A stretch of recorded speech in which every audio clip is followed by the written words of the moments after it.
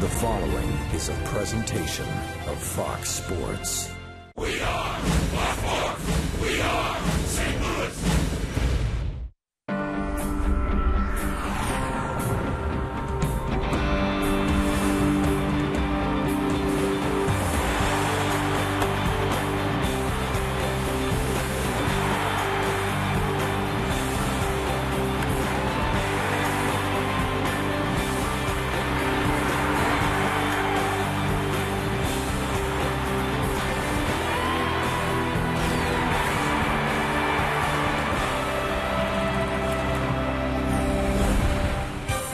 A warm afternoon in St. Louis. Temperatures in the low 90s. The Cardinals and the Kansas City Royals, game 2 of a 3-game series here today.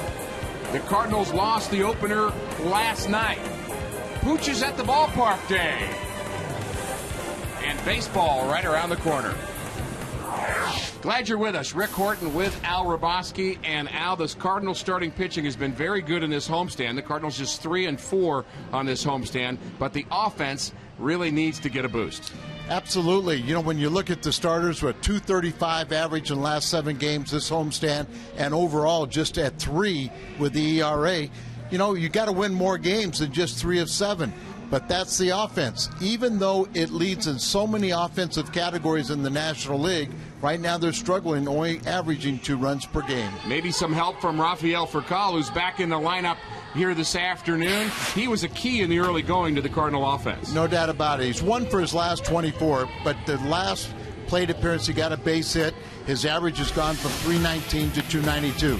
But he stays in that lineup because of his defense. He is so inspirational in that field, and he can make a difference even when he's struggling. But we all know that he's going to get back to that offensive juggernaut that really does ignite this offense. Cardinals looking for some offense. Maybe they'll do it via the long ball. It's a home run challenge day. Will David Freese go deep? How about Craig?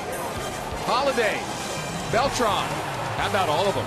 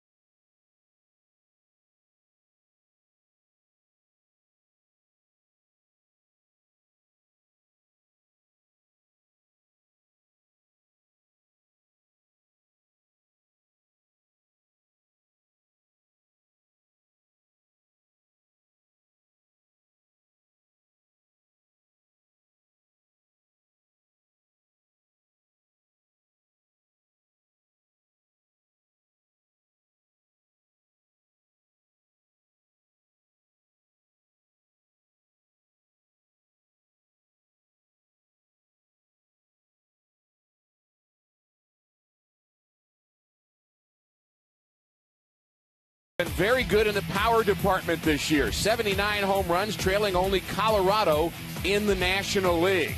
Home runs have come from a variety of places. In today's game, we're participating in the Home Run Challenge. Every home run in this game raises $16,000 for prostate cancer research. You can make a pledge by calling 800-798-CURE. That's 2873, or go online to www.pcf.org. Carlos Beltran has 19 of those home runs this year. He's in the lineup batting second. And another source for power has been Matt Holliday. More on the Cardinal left fielder after this.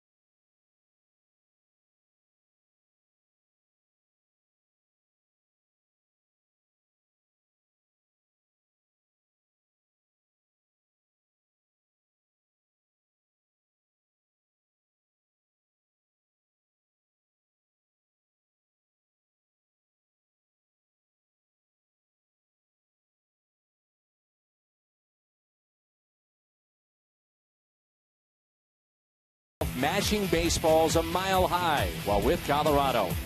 But since then, he's shown that he's more than just a slugger from Stillwater. With one of the best batting averages among active players, Holliday has helped the Redbirds reach the playoffs twice in 3 tries. In almost 3 full seasons with the Cardinals, Holliday has won a Silver Slugger Award, made 2 All-Star appearances, and he's won a World Series. So far this season, Holliday started out slow, but he's bounced back and currently owns one of the league's top on-base percentages in the last 6 weeks. In little less than 2 weeks, Matt and his wife Leslie will host Uncork for a Cause, a special charity event benefiting Mission St. Louis. The event will be held on June 28th at Ruth's Chris Steakhouse in Clayton, and along with a special Ruth's Chris menu, participants can try Matt's very own 2007 Napa Valley Red Wine. To learn more, please visit missionstl.org.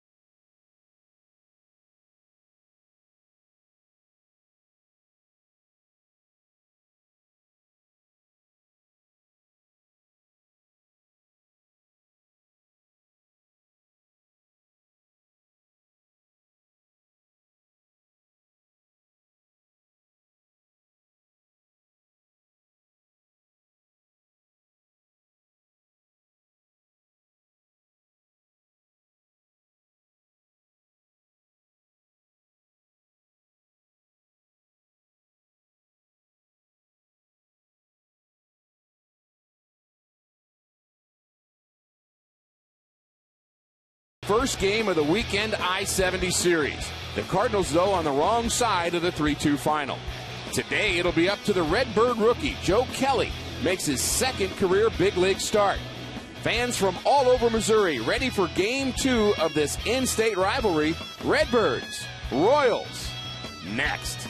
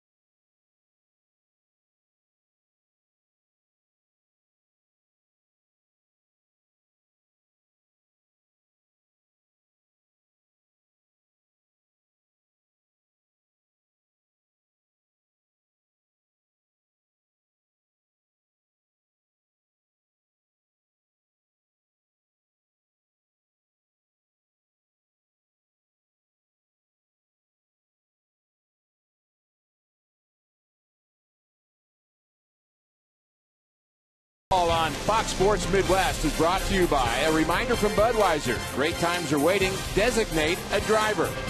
By your Mid-America Chevy dealers, the #1 selling brand in St. Louis. Find us at stlchevy.com.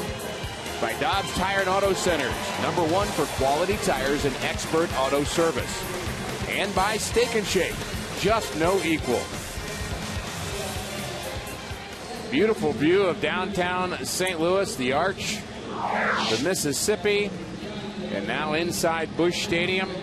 Warm afternoon, the Cardinals and the Kansas City Royals. Here is the Royals batting order, brought to you by Southwest Airlines. Gordon, Getz, and Hosmer all hit from the left side. Jeff Francoeur, the veteran, will hit cleanup. Mike Moustakas, a very good young talent. Brian Pena, Alcides Escobar, who can really pick them, will bat 7th. Jared Dyson, the center fielder. And the veteran Bruce Chen will pitch and bat 9th against the Cardinal rookie Joe Kelly.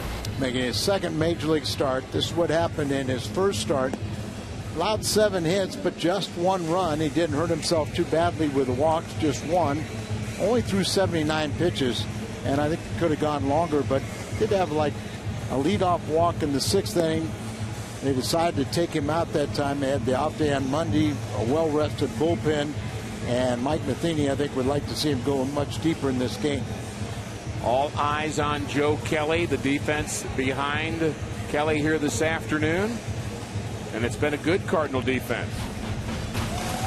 They are 5th in the National League in that department. Holiday, Robinson, and Beltran are your outfielders. David Freese for call back in the lineup at shortstop. Tyler Green and Craig on the right side. Molina and Kelly are Dobbs' Cardinals defense.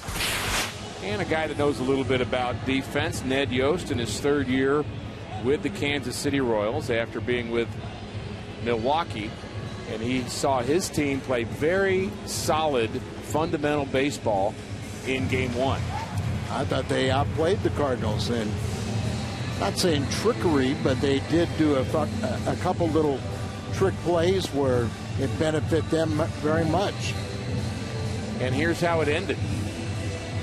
Porter was the home plate umpire, and he had a game decision to make. Here, 8 stolen base for Tyler Green. It's an error on the catcher. Gets the second baseman but throws it away. Tyler Green comes racing home. It took a sensational play. Moustakis got the ball to Quintero, who was just inserted in there. And our last night's home plate umpire, today's third base umpire, I believe made the correct call in calling him out. Certainly a tough call either way you look at it. And I would say I've talked to 20 people, and 10 of them said, see, I told you he was safe, and 10 said, see, I told you he was out. So I think if you look in the paper, those people that think they said safe are wrong, because Tyler was not on the home plate. You saw the tag is on the body. Either way, it was a Cardinal loss. Chance to redeem themselves here today behind Joe Kelly, and the fastball is on the outside corner, and we're underway. I don't know about you, Rick, but a lot of times that first outing, first major league debut, you kind of throw it away because of such high adrenaline, and yet it was very good. But we'll see now if he can fire strikes. That's the real key. Get ahead of the count on these guys. An awful lot of left-handed batters in this lineup. Facing Alex Gordon, lines this one to left field. It's going to hit in front of Holiday. So a leadoff hit for Gordon. Well, we saw Gordon last night take a ball down and away and just rifle it into left field, and he does the same thing here. So Gordon really not your typical leadoff batter, but because of his high on-base percentage and no really other candidates, he's got that position and taken and running with it, really. A 6-game hitting streak now for Gordon. He's the runner at first. Just 3 stolen bases for Gordon. We're talking about he's not a typical leadoff man, but if you get on base, I guess you are doing your job. So Getz last night dropped down a perfect drag bunt. Wouldn't be surprised to see that again. Or a base hit to right. That ball hit hard. Nice play by Beltran coming up with that. And Gordon not able to go from first to third, respecting the arm of the Cardinal right fielder, and that ball was hit on the nose. How about Getz? Really not a lot of power at all. But this time he hits the ball so hard that Gordon could not go first to third, but they are out there first and second and nobody out. Eric Hosmer, one of 7 left-handed batters in the lineup this afternoon against the rookie Joe Kelly. Hosmer 1 for 4, 1 for 5 yesterday. Well, we've seen several teams now just load up with lefties.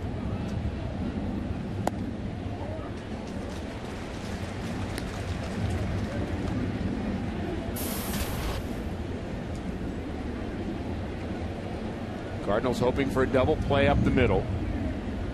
Hosmer runs well for call very close to that second base bag.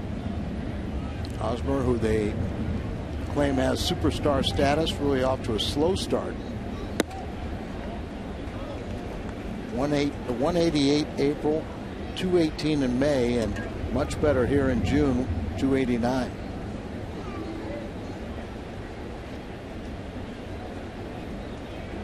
Cardinal defense shades him a little bit to the left field side in the outfield.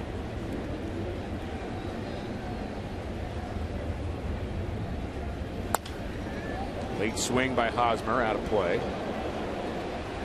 Cardinals are second in the National League with their 61 double plays turned. Defense really has been good for the Cardinals. Sometimes that could be misleading stat. Most of the time it's a bad ball club that leads the league in double plays because their pitchers are so poor. And I think it's more of an indication the Cardinals are ground ball pitchers, and they are able to turn those double plays. Loesch is one of those. Westbrook one of those. And Kelly throughout the minor leagues has had that reputation, as he has been. Last season he induced 16 double plays. Like one here.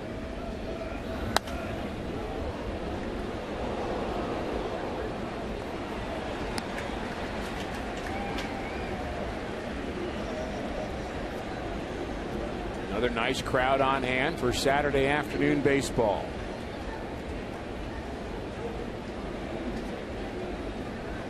Cardinals are always going to draw well. The Royals really insist on the Cardinals have to come there for their gate. Ground ball back to Kelly. Says he caught it to throw to first base, and there's no call, and the home plate umpire is saying out. And Joe Kelly thinks he has a triple play. And we'll see if he does. According to the home plate umpire, we have just seen a triple play. Kelly caught the ball. Both runners thought the ball might be on the ground. We're going to have an argument, but the Cardinals are leaving the field. Well, you really couldn't see a definitive call from the umpires. Kelly showed that he called it or caught it. And now the umpires get together, and it may have a reversal. So we have a temporary triple play. Well, I don't know how you have a reversal. You can't. Who called it? Who called it? If the home plate umpire called it out and Joe Kelly threw to first base, he could have had a double play had he not called him out. So if the Cardinals don't get at least two, well, yeah, they'll get at least two. It would be a problem. And I wasn't sure I saw anybody call it. The home plate umpire, Kerwin Danley, raised his right hand late in response to Joe Kelly showing him the ball. The Cardinals have left the field, but the Royals runners have not. And as you said, the umpires were all behind the play as Kelly came off the mound, catches the ball or thereabouts, and all the umpires behind us. So Kerwin Dantley, the home plate umpire, is the only one that could make the catch. They're going to put him back out there, double play, and now Mike Matheny's got an argument. This is the wrong call. There's no question about it. Mike is livid, and I don't blame him. You can't call him out and then let the guys advance because Kelly could have gotten a double play. That is the wrong call, pure and simple. I'm just saying, Kerwin Dantley, you raised your hand calling it a catch.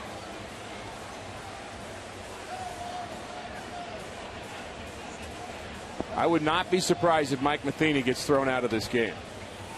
And we've said it before, not the worst thing either sometimes to fire up your ball club. That's the crew chief right there, Dana DeMuth, that is trying to console Mike.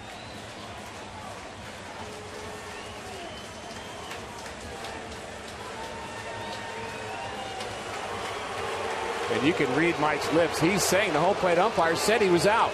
That's why he threw to first base instead of the second. Kelly had plenty of time to get a double play.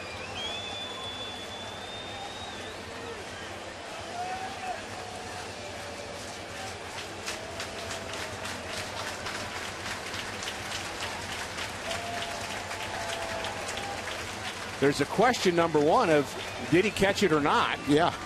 And then the question number two, Al, is who made the call? I couldn't really tell he even caught it, and I was wondering why he raised his hand. And then when you said he caught it, then it made perfect sense. And a smart play by Kelly to show the umpires that I did catch it. And then he looked like he looked at Dantley, raised his hand, and then he threw to first base.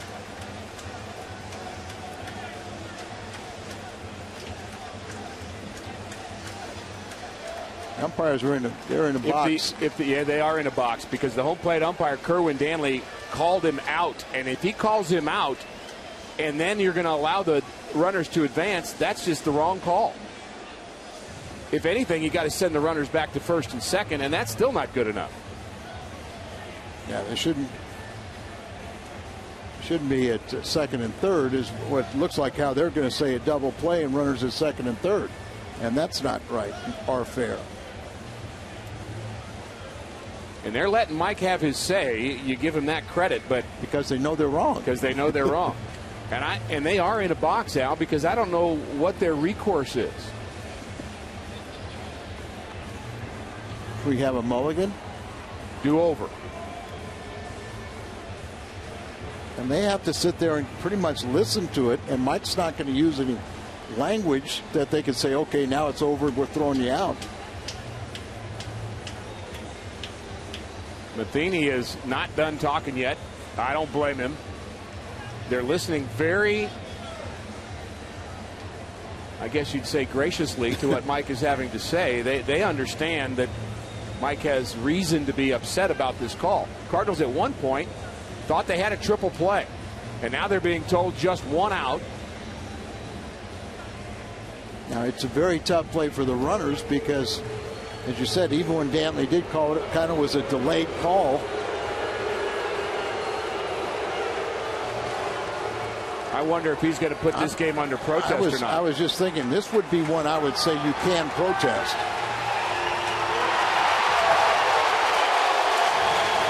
Mike Matheny has just gotten tossed.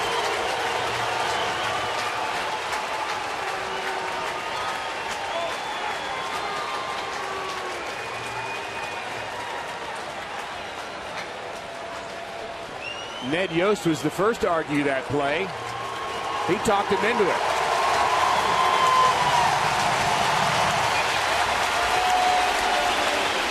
So the Cardinals have to retake the field. Joe Kelly, I wonder if he'll get some warm-up tosses. They would have to do that, and they would be happy to do so.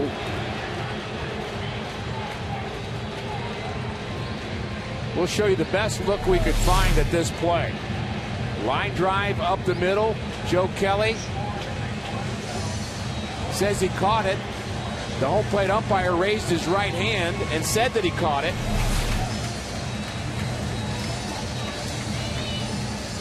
Now they're trying to get Mike off the field, and he doesn't want to. Now he's into it with the first base umpire. Well, it's one thing to say that it's not a triple play, but the fact that the runners are advancing is clearly the wrong thing. Kerwin Dantley raised his right hand and said the batter was out. And if the batter's out, the runners cannot advance, period. I'm normally, Al, and so are you, pretty lenient with the umpires, but I just cannot see how they can make this call. I think they're absolutely wrong. And I know how tough it is to do this job, and so do you, and we have great respect for Major League umpires, but I just... Well, they're not even calling a catch now. They're just calling it, 1-3. Exactly.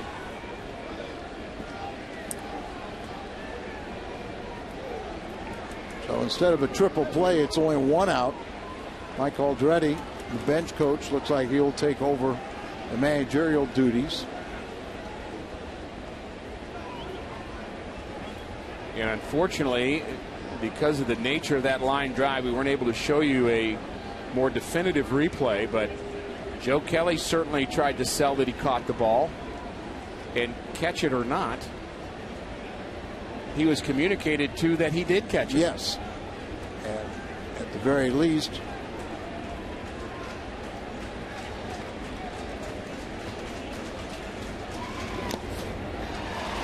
maybe Kelly will have better stuff now. At the very least, like you say, maybe the runner should be at third base, but 2 outs.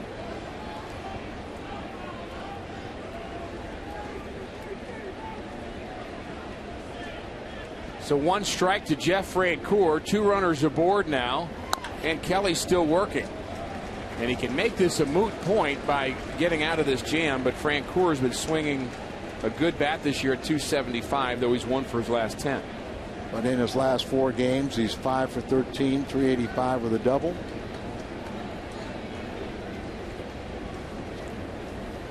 The elder statesman of the position players. Ground ball to second. Play at the plate. You better call him out.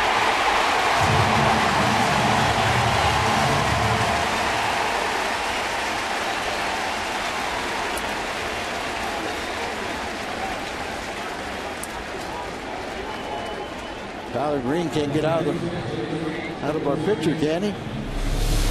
Last night, it was he that was tagged out at home plate on kind of a circus play.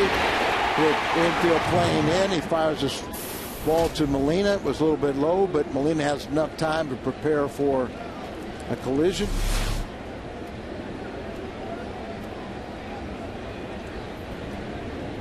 Mike Moustakas, that's with 2 outs. Fastball misses inside. Mike Matheny has been thrown out of this game, arguing a triple play that wasn't.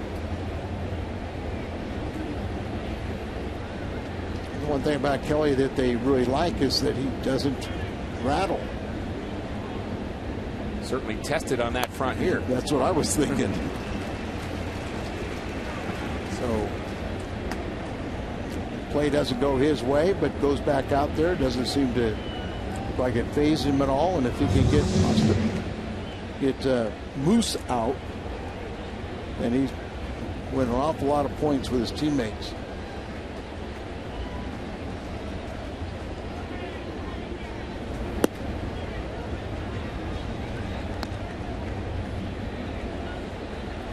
Very eventful top of the first.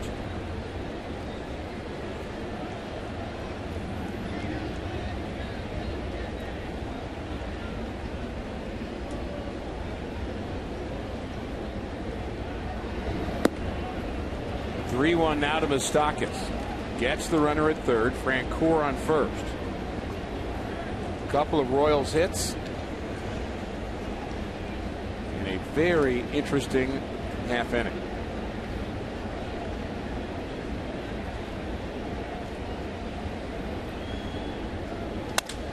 There's a line drive, base hit to center. And the fans voice their opinion.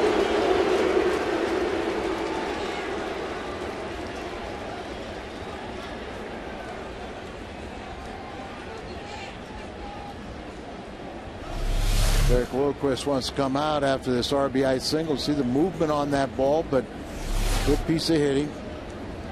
Low ball hitter, hit it right off the end of the bat, but lofted it over the infield.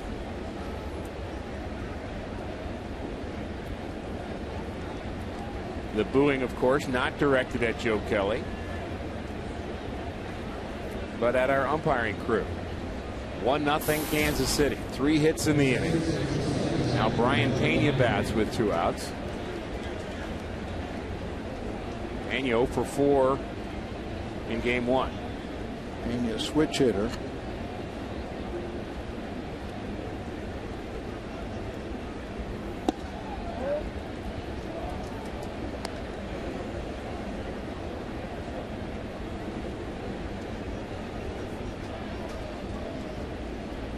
Would assume that Mike Aldretti is now calling the shots for the Cardinals.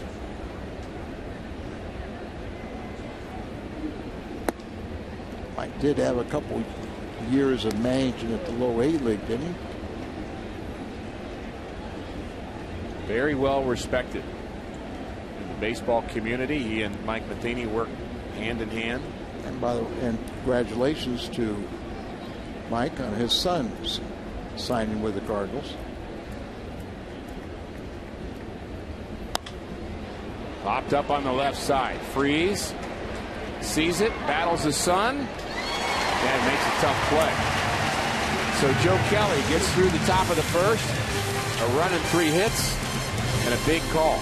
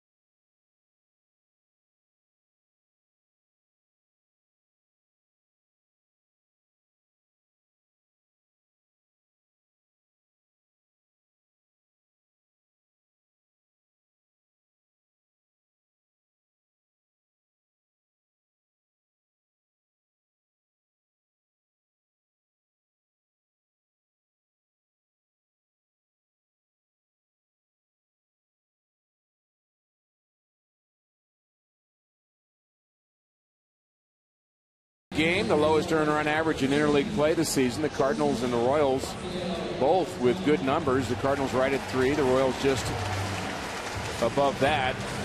Pitching has not been an issue for the Cardinals in interleague play. They just need to find a way to score some more runs, and here's their Southwest Airlines batting order. Rafael Furcal back in the lineup. He'll play shortstop. Beltran and Holiday to follow. Alan Craig, David Freese, and Yadier Molina in the middle, and Shane Robinson, Tyler Green, and Joe Kelly at the end of the Cardinals lineup. They'll face the veteran left-hander, played on a ton of teams in Major League Baseball, Bruce Chen. He's really become the leader of their pitching staff. He started out 0-4 this year, and he's won 5 of his last 7 starts, and he lost his last one, a 3-2 decision to the Pirates last Sunday. But Bruce Chen from Panama, talking with a scout that said 4 or 5 years ago, I wrote him off, said he's through. He said I've had to eat that several times, and he told me tonight or this afternoon we're going to have a tough time with Chen. Really mixes pitches around, but they say he's throwing a lot more fastballs in. Ground ball handled by Moustakas on the backhand. High throw. Furcal is retired. Royals defense towards the bottom in the American League. Gordon's a Gold Glover in left. Frank Court a big arm in right. Getz and Escobar up the middle. Moustakas and Hosmer on the corners. Pena and Chen the battery are Dobbs Royals defense. That's another reason why that was the right decision for Tyler Green, because this is a poor defensive ball club, and made them execute, and they did. Base hit for Beltran. Nice round of applause for him. We mentioned that Chen has traveled around a bit. We barely have enough room to show you all of them. 10 major league teams. Began with the Atlanta Braves. And Al, as you mentioned, about 5 years ago, the fastball really had diminished so much. Never really a super hard thrower. But a lot of teams writing him off, but he left-handed with a pulse, so you just keep giving him a chance. Signed with the Braves in '93. His first year he went out was '94. And here he is pitching right now, and really some of the best of his career. Led the Royal staff in wins for the 2nd straight season last year, and he was their pitcher of the year.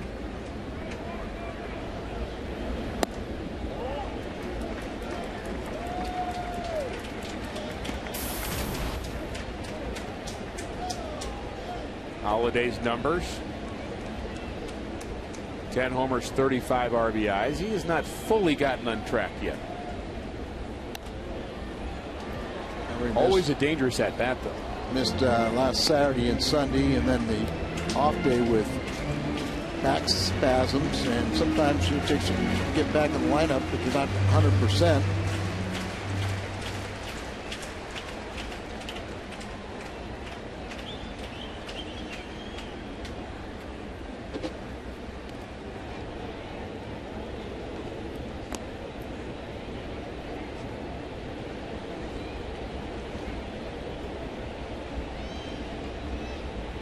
Beltran with 7 stolen bases. This ball hit deep to left. Stay fair. It does. Up in Big Mac land. Matt Holliday, home run number 11. And it's 2-1 St. Louis.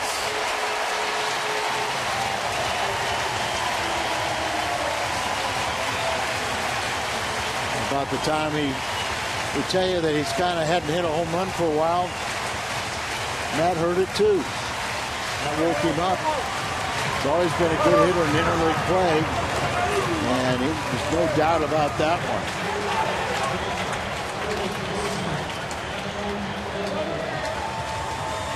After that home run by Matt Holliday, another $16,000 been raised to support prostate cancer research.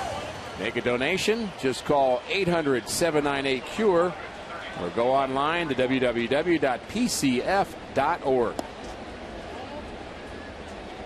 Way to go, Matt. He crushed that ball. Hands inside the ball, Kept it fair.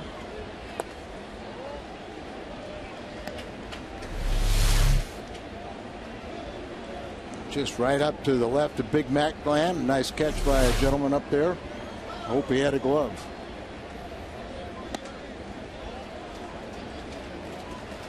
Some of those long home runs, Al, they come down nice and softly that they're at the end of their flight, but not that one. That was a missile.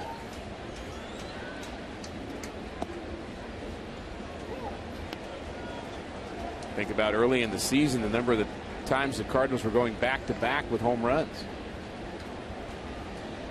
The power was certainly working. That was the 80th home run of the season for St. Louis, trailing only the Rockies.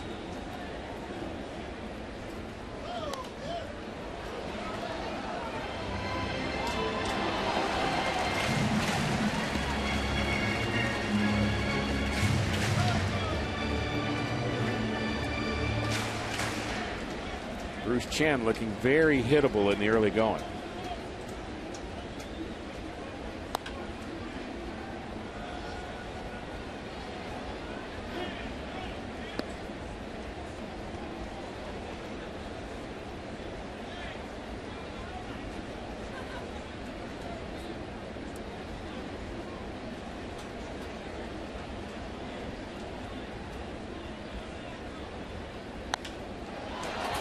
Fly ball to center field. Got under it just a bit. Dyson retires Craig, and there's 2 outs in the Cardinals' first. $1.6 million has been raised for prostate cancer research with all the home runs throughout Major League Baseball through today. And tomorrow will be our last day. Let's hope Freeze can add to that total.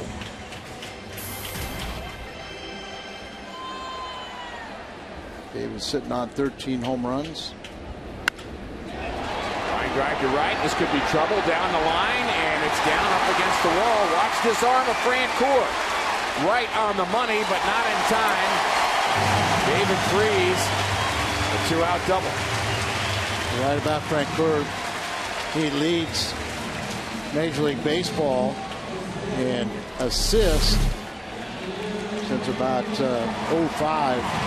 Francoeur has 103 outfield assists, by far the most in Major League Baseball since the beginning of 05. We're watching interleague play. Royals and the Cardinals. Redbirds 3-4 in interleague so far. The Royals 5-5. Yadier Molina hits with 2 outs. Yadi's been doing a lot of first ball swinging of late. Sometimes, you know, you get into if you're taking them a lot and they're throwing strikes, all of a sudden you think you set up pitchers. But then pitchers will notice that and not throw you that or groove one.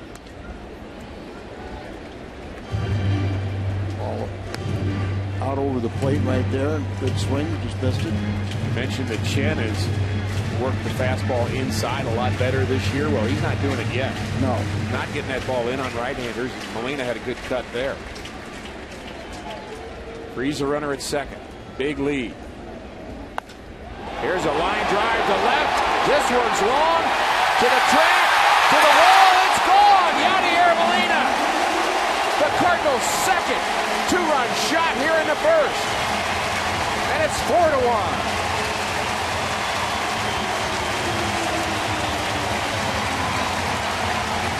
Is just thinking, when you want to pitch inside, you don't get it far enough in, that's what happens. They go long ball. They go yard on you. Dave Ireland, the pitching coach, out to talk to Chen. Yadier Molina going through the receiving line, and they're all celebrating another $16,000 that's been raised to support prostate cancer research. To make a donation, we invite you one more time to call 800-798-CURE or go online to www.pcf.org. Just exploded in that ball, and there again you see trying to get inside but not far enough in.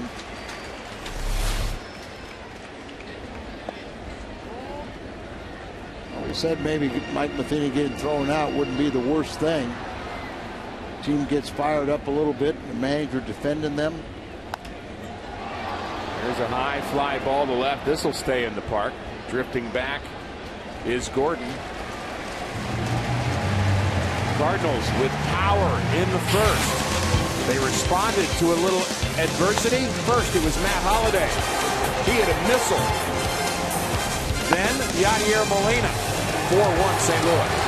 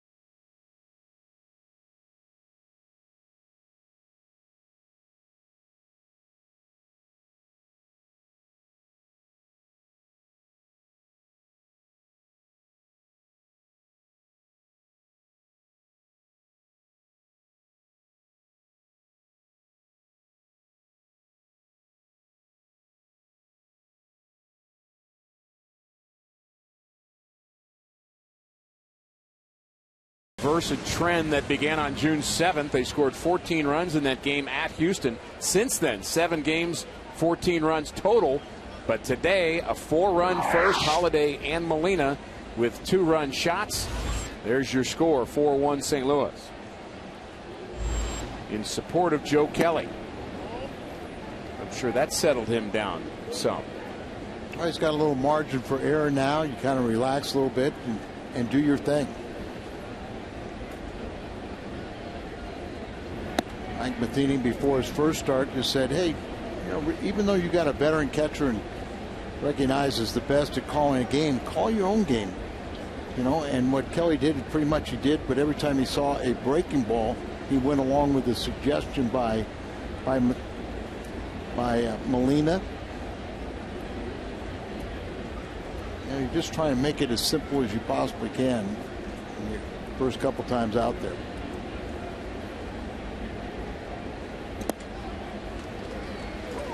Yachty didn't like what he saw in that first 2 deliveries there of the inning for Joe Kelly. Went out and had a little chat. Line drive to right. On the move is Beltran. And makes the play.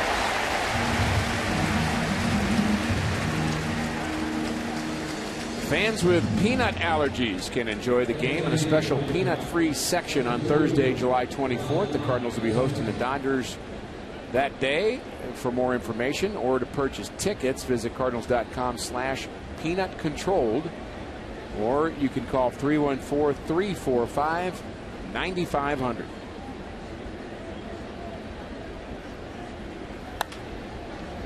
Ground ball 2 for call. 2 hopper. Throws out to Speedy Dyson.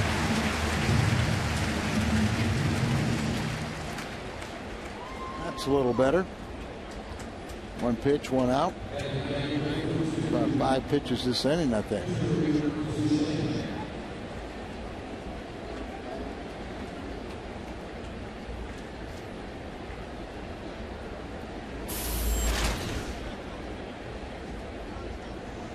Bruce Chen, a career 144 hitter in those 10 major league teams that he's played on. Some in the National League, some in the American League. 0 for 1 this year. Making a second interleague start.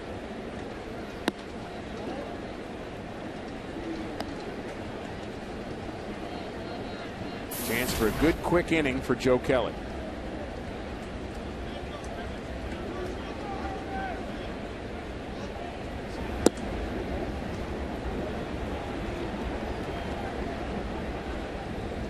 Kelly showing a lot of movement to that arm side of the plate.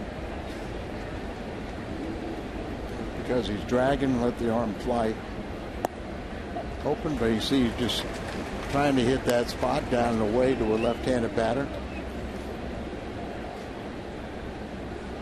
I also have to scout. I said, why is Chin pitching so well? He gave me an answer that it really makes a lot of sense. He's not afraid to let hitters hit the ball. And, you know, Kelly's going to have to learn that. You know, let the guy hit the ball, trust your defense behind you, put it in a spot where he can't really hurt you. Chen wasn't afraid in that first inning, but maybe he should have been. Cardinals lead 4-1.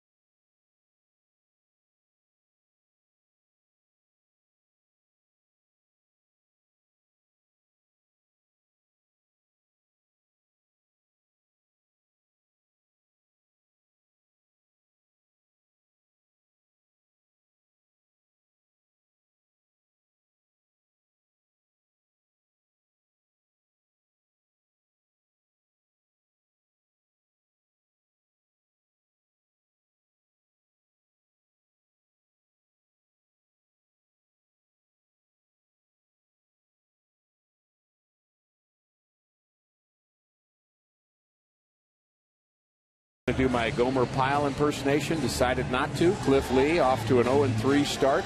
That's hard to believe.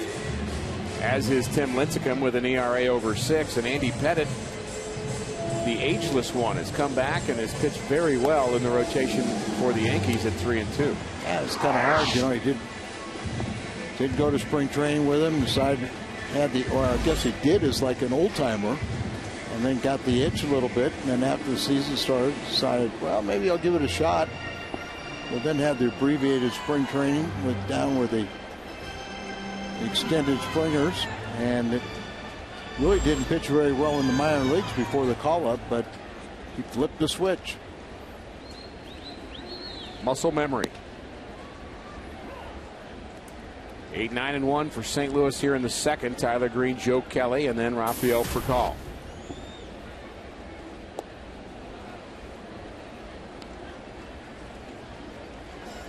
Change speeds on the off-speed pitch.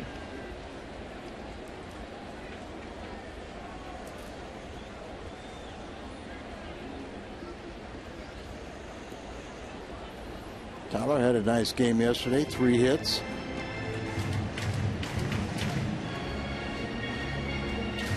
Those 3 hits lost in the memory of him getting thrown out at home plate, but appreciate the hustle of Tyler Green.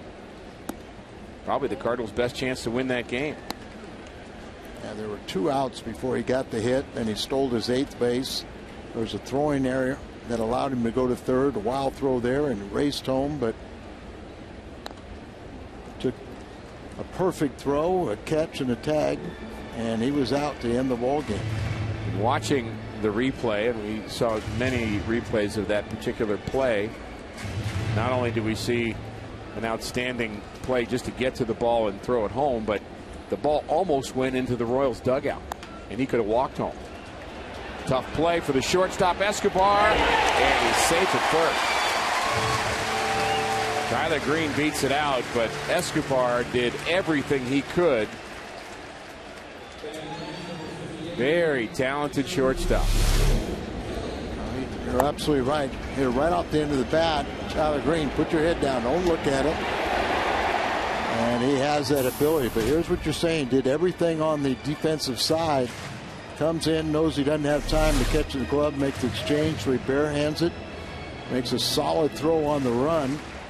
He's got a very good throwing arm. Hosmer on the other end is going to win some gold gloves in his future. But speed allowed him to be safe.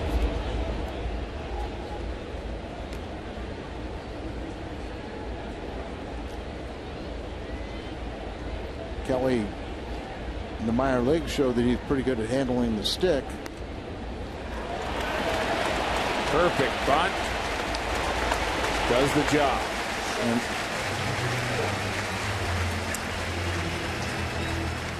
hitting the road.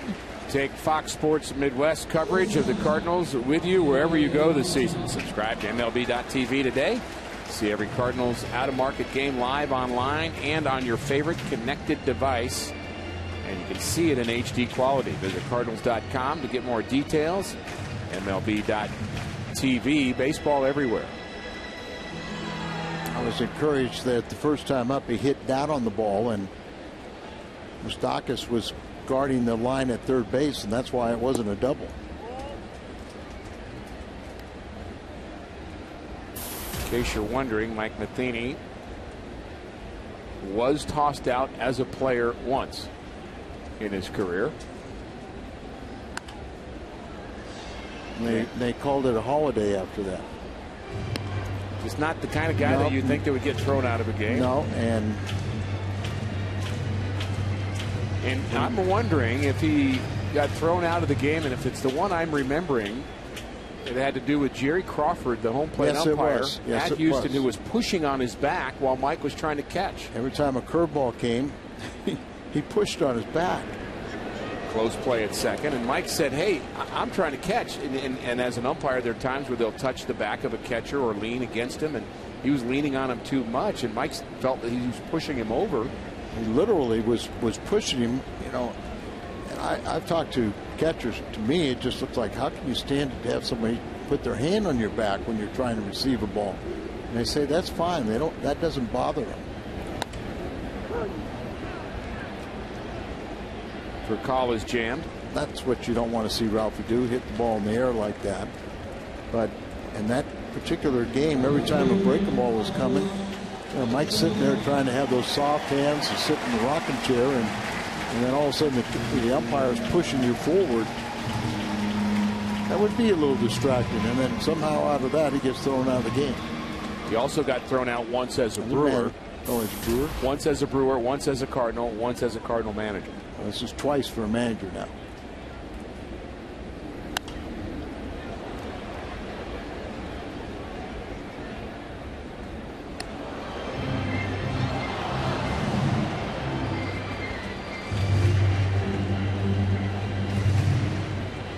Carlos Beltran.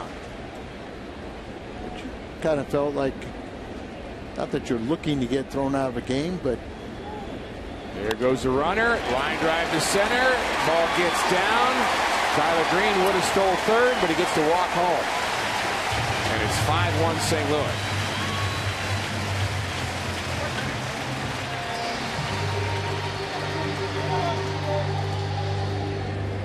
Cardinals have scored 5, and they've done it different ways. They got the long ball. Yachty and Holiday go 2-run home runs. Now this time you got to manufacture one. So an infield single, then you sack, get him into scoring position, and then Beltran drives him in for his 48th RBI. Leads the National League in home runs, third in RBIs. Andre Ethier leading the National League in that department. Solid season for Beltran. Holiday hit a missile his last time up. Could he do it again?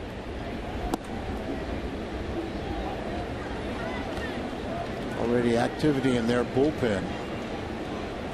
Their bullpen has been very, very solid. But if they continue, Adcock warming up, if they continue, I imagine that their ERA is going to be much, much, much higher because they're going to be just worn out. They have the most innings in the major leagues from their bullpen.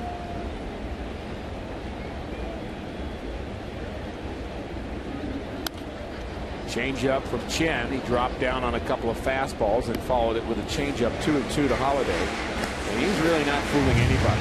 6 Cardinal hits out of the 11 batters he's faced, and a couple of home runs.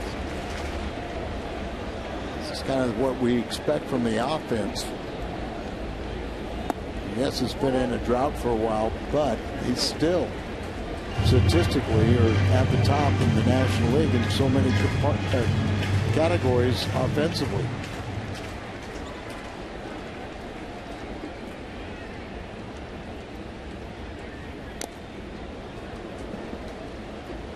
Chen is trying everything he can do to get on track here. He's dropped his arm angle. He's done some quick pitching. In fact, at least twice he's gone so quickly, thought they might call a balk on it.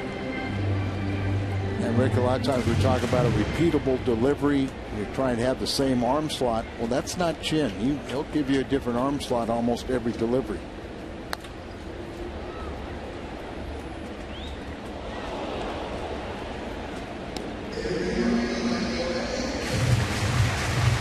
Beltran again going on the pitch. 3-2 the count, and you can almost see Chen just trying to manufacture some way to get out Matt Holiday. He's trying everything. And then a pitch. Throw one right-handed. The 3-2. Line drive to right. Francoeur on the move, and he makes the play. No, he drops it. Had it in his glove, then dropped it. Beltran coming home. He is safe at the plate. Matt Holiday doubles in Beltran. And it's 6-1 St. Louis. 3 RBIs for Holiday, and as you said, Francoeur did catch that ball, or he had it in his glove, but when he did not reach in to take it out, so it's not a legal catch. Makes a nice. Oh, he dropped it before, a lot further before we thought so. He did. Ball hits off the heel of his glove, loses his glasses. Beltran getting the back of the plate. Chen is out of this game.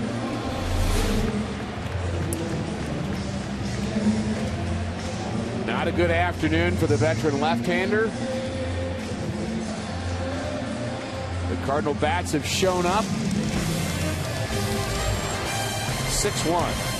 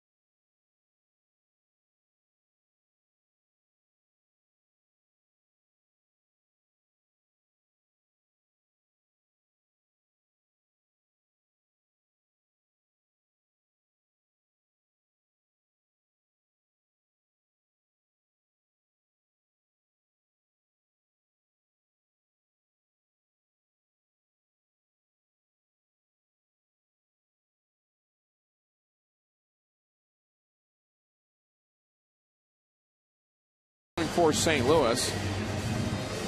And our Mid-America Chevy dealers called to the bullpen. Right-hander Nate Adcock in his second year in the big leagues. Former Rule 5 draft. 24 years of age, big right-hander, and Mr. Chen just didn't have it today. No, and Adcock sees 7 games, 0-3. He has had a merry-go-round or an elevator ride between Omaha and Kansas City. This is already his 4th stint with the club this year. And he was recalled last Saturday.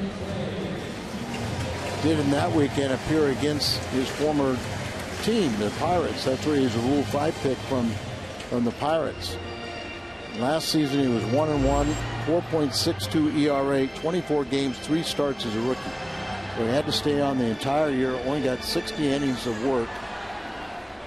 But obviously they like his arm, but want to get him some innings, and so he's at AAA and been up and down 4 times because of all the injuries the Royals have this year.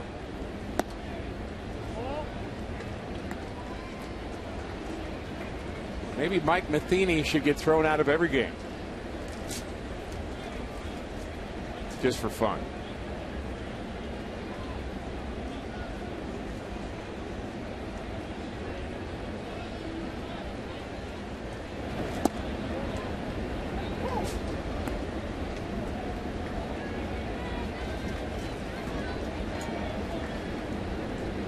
.4, 235, and you kind of think he would rear back and throw the ball hard. So far we've seen 90 and 88.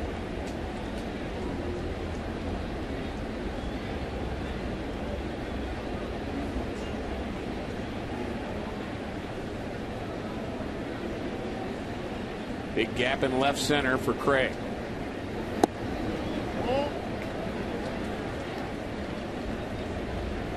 Game 3 of this series will be tomorrow. Luis Mendoza for Kansas City and Adam Wainwright. Nice to have Wainwright closing out a series. Joe Kelly, in his mind, he's in a 1-1 game.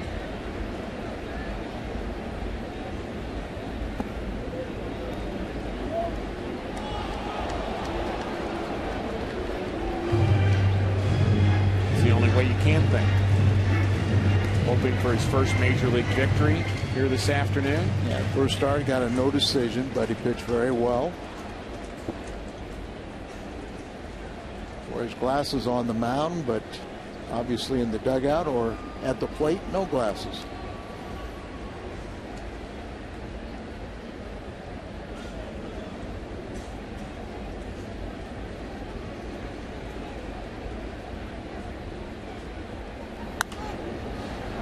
I think he said he wears them on the mound so he can see the singles better. I'd like to see that fastball coming at me at the plate.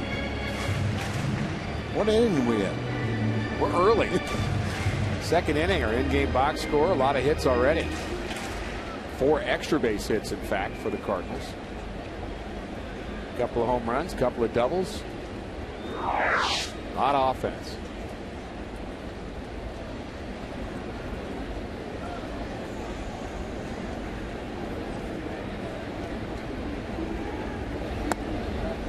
Close pitch there. Just misses the inside corner. Full count now to Alan Craig, who flew out in the first. Kind of assumed that he would throw a lot harder than this, don't you?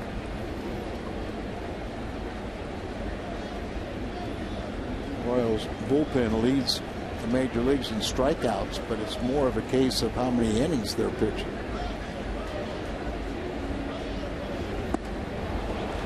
Good slider there. Matt Holliday is added to the Cardinal lead.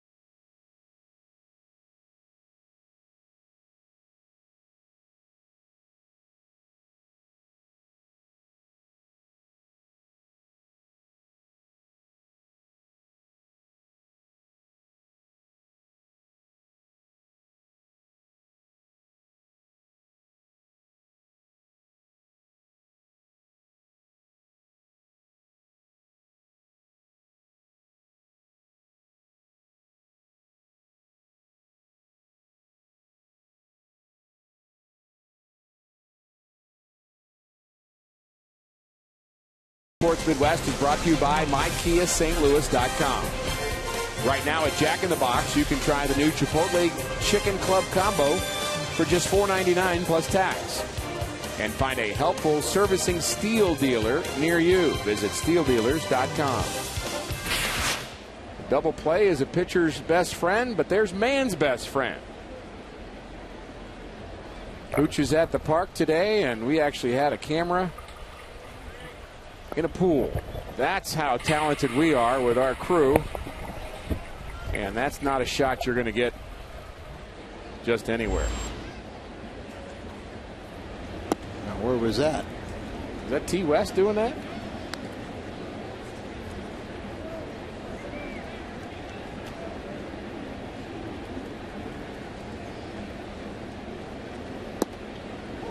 Pooch is at the park. 6-1 St. Louis. Joe Kelly is third inning of work.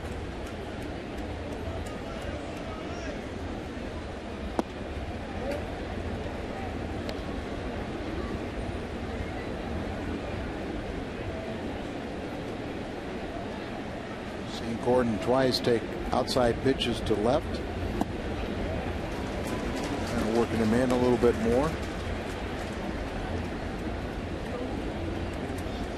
Failed at third base. Moved in the outfield. Became a Gold Glover. Set a record for 20 assists for the franchise record.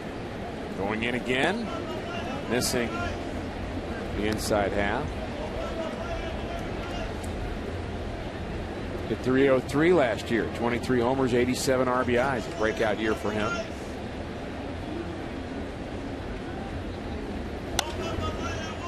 Another flail to left, and Holiday gets this one.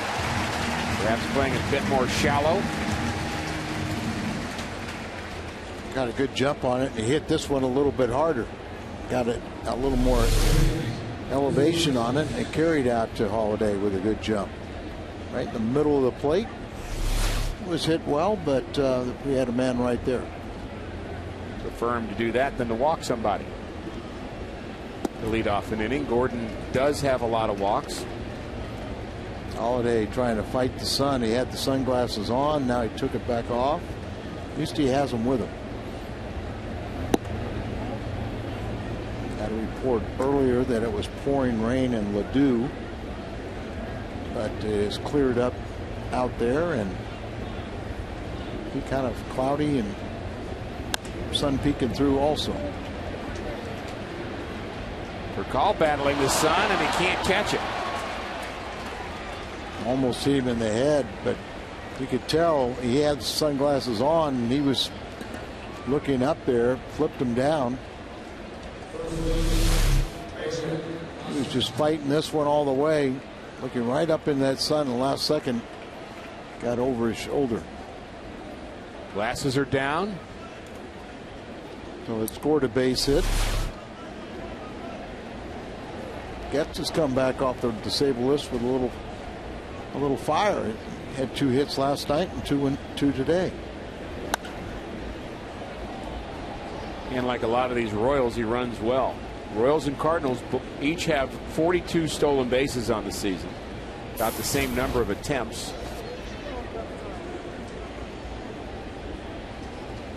Cardinals caught 5 more times.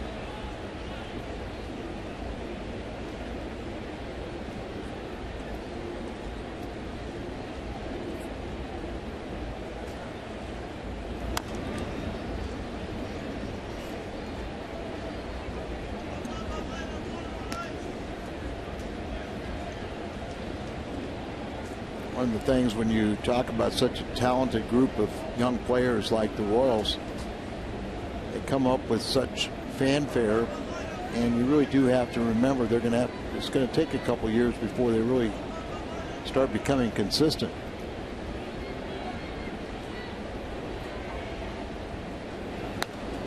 Ricky, they really don't have, those really leaders, the senior leader that they can really go and confide in and talk to when they get in slumps. I guess Frank Hoare is about their most seasoned player. Rex Hudler was telling us yesterday that you looked at somebody like Billy Butler, who's been around 4 years, and he's one of the leaders. He's a good hitter, no doubt about that. Swing and a miss. Good healthy cut from Cosmer, but he came up empty. Second strikeout for Kelly.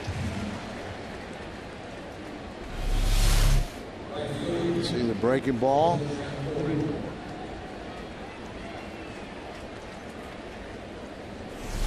Good pitch.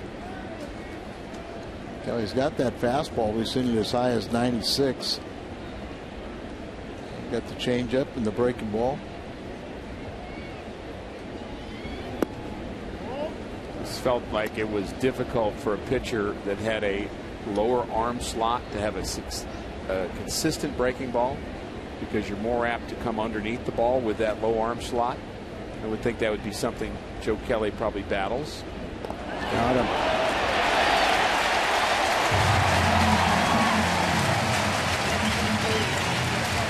We had a pickoff yesterday. Now we've had one today. The dogs are happy. Hooch is in the park. 6-1 St. Louis.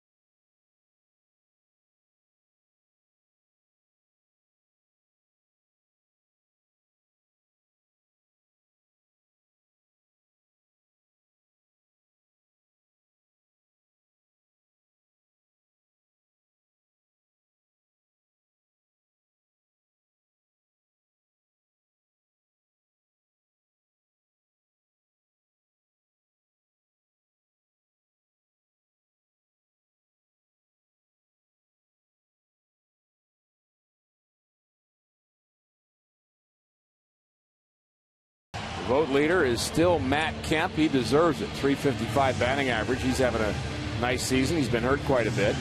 Carlos Beltran is one of the top 3 outfield vote getters. Of course, good infield. Some power there. But Yadier Molina trailing Buster Posey. Molina with a home run here this afternoon, along with Matt Holliday. The Cardinals with a 6-1 early lead. Freese, Molina, and Robinson here in the Cardinal third. Bacall's trailing Tulowitzki by the smallest margin. I know David Freese is second to David Wright in the balloting. I believe Holliday is 6th, and they take the 3 top outfielders. Beltran in there. He was number 2.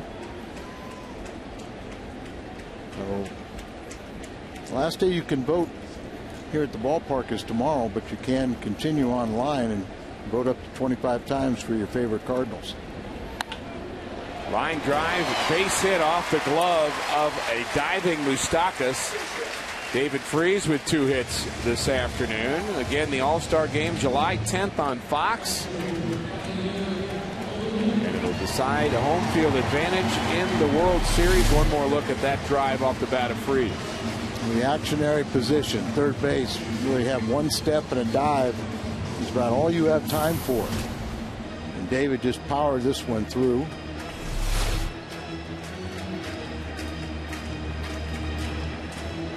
Why they call it the hot corner. Down there at third. It's a reaction position, isn't it? Sure is. Maybe the crowd will react to another 2-run home run.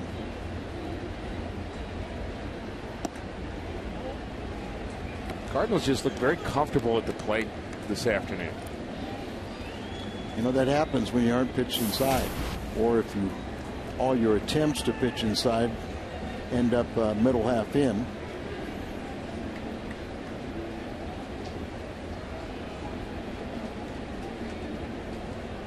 Here goes Freese, swing and a miss, throw to second base, and Freese is out.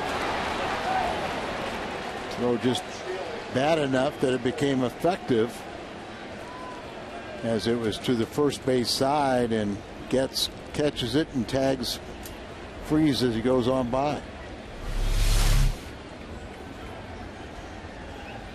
The hit and run as Freese was looking in. Assume he got him on the rear end. Was an interesting choice.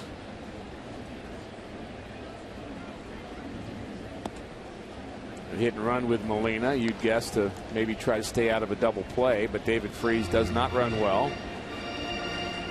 And he's caught stealing.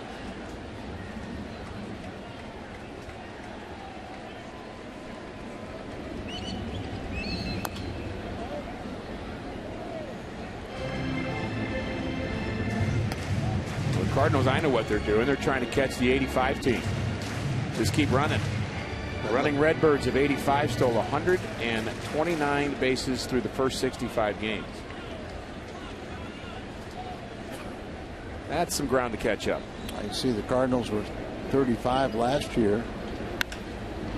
Hard hit to center. Drifting is Dyson. He makes the play. Cardinals have been much more successful stealing this year than they were last. Yes, and I think the intent is they want to run a lot more anyway. And I think the Cardinal fans are, maybe because of Whitey Ball, they will never get tired of seeing hit and runs, straight steals, squeeze plays, all the little things that can help you win ball games.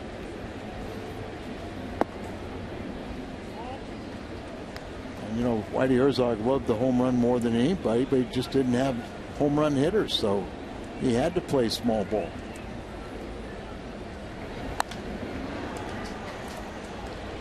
One hopper. Moustakis throws out Robinson. Brancourt leads it off for Kansas City when we come back.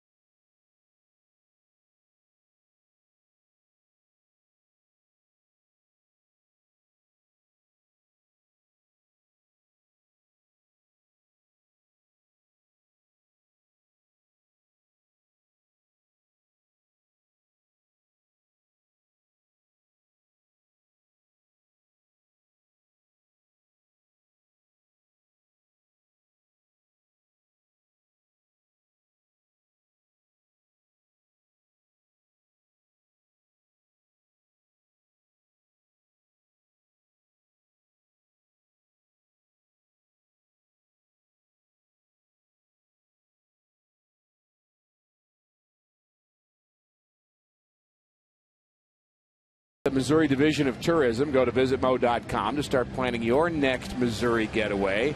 This is the Truman Library and Museum in Independence, Missouri. The library was hailed by the Dallas Morning News as America's best presidential museum. You can step into a replica of President Truman's Oval Office, test your presidential courage in decision theaters, and experience some of the most dramatic moments in American history. Truman's grave is also on site. Again, go to visitmo.com for your next Missouri getaway. The American League All-Star ballot. Again, the game July 10th on Fox. The vote leader in the American League is Josh Hamilton. Again, no surprise. He's having a very good offensive year with 22 home runs. Beltre, Jeter, Kinsler, and Fielder. Very good infield and really stars at every position. It's going to be a great game, and look forward to this year's All-Star game. 6-1 St. Louis. Francoeur, Moustakas, and Pena scheduled to hit here in the 4th. Even though the Cardinals have this 6-1 lead, I'd like to get back on offense and score a few more. Never have enough. Agreed. Turned into a very nice afternoon. It's warm here at Busch Stadium. And now I'm sure all the players have their sunglasses. It's become very bright.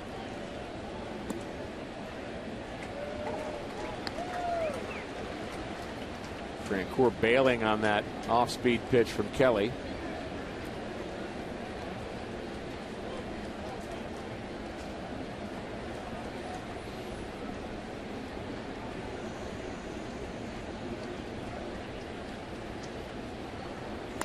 Francoeur was an outstanding athlete and had a chance to play football at Clemson. And I thought there was a time where his career may go south and stay south. He got hit in the face with a baseball, and he got a little shy on that inside pitch, and he bailed on a lot of pitches, and I wasn't sure he was going to get that back, Al. We've seen players deal with that before. Pitch like that will tell you whether you're gun shy, and he kind of just moved back away from it, but he didn't go running out of there. I remember Dan and I a couple years ago, well, in Atlanta, we talked to some old timers there and talked about all these young kids, because that great run the Braves had really energized the youth in Georgia to start playing baseball, and really it's become a hotbed for major leagues now. And they said, who is the best in this area? And they're saying not necessarily from what he's done at the major league level, but as an amateur, they said Francoeur was the best athlete in the state of Georgia for quite a while. That's saying something.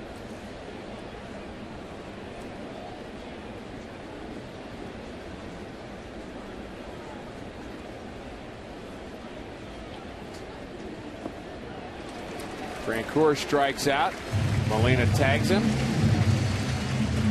The All-Star game coming up, and we thought we'd show you a look at former All-Stars on both teams' 40-man rosters.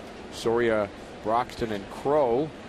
Total of 5 appearances on the Kansas City side. 3 relievers there. And then you see the Cardinals, where there are so many offensive players, defensive players, pitchers.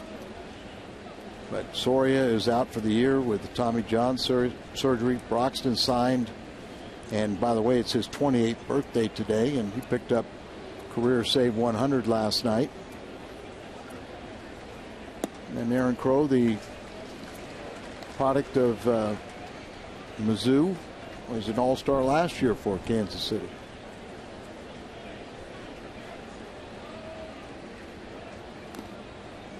And they may get another reliever this year. Tim Collins, a left-hander, is having a very, very good season. Say Tim Collins is listed 5'7". They say it's probably 5'5", 5'6". Uh-oh. Long one to right. And it's out of here. A hanger. Mike Moustakas and some Royals fans here at the ballpark yelling moose. His 10th home run of the season, and a mistake clearly from Joe Kelly. Well, we'll go to a silver lining for you. Maybe this will make you feel better. $16,000 has been raised thanks to that home run to support prostate cancer research. Make a donation. Call 800-798-CURE as Pena bounces out, or you can go to www.pcf I don't criticize pitch selection, but I say watch location. And Yachty wanted it on the dirt, and that ball just stayed up, elevated. A breaking ball elevated usually gets hit a long ways, and now Joe Kelly's an official big leaguer. He's given up a home run. It's like you're never really a cowboy until you fall off a horse. True. And can you get back up on it? Can you go back out there and shake it off?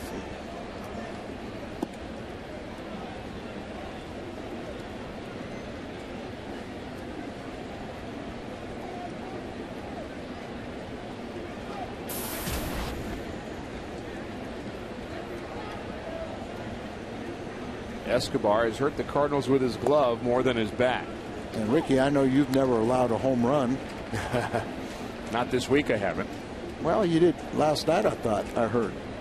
Guys in the truck really showed you their friendship. Oh, they passed along that info about Rex Hudler hitting the home run off me, I see. They showed it to me 40 times yesterday.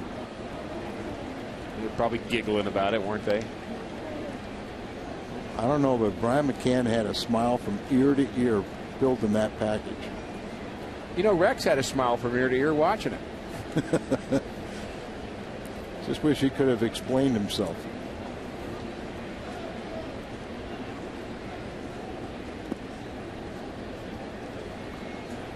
And the fun part of that video is evidently that same game. I don't remember it being that same game, but there was a big brawl on the field. Pascual Perez, who was around a few of those brawls in his time.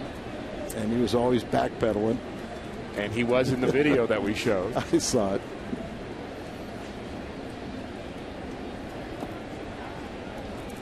And there's a whole bunch of my video of giving up home runs too, so. It's okay. But Joe Kelly didn't want to do that walk, though. Toyota Cardinals Live. Tune in before tomorrow's Cardinals-Royals game. We're going to have the Sunday Sevens tomorrow. We're going to cover 7 things that we miss most about the 80s. That's on Toyota Cardinals Live tomorrow at 12:30. Followed by the Cardinals and the Royals at 1 o'clock on Fox Sports Midwest.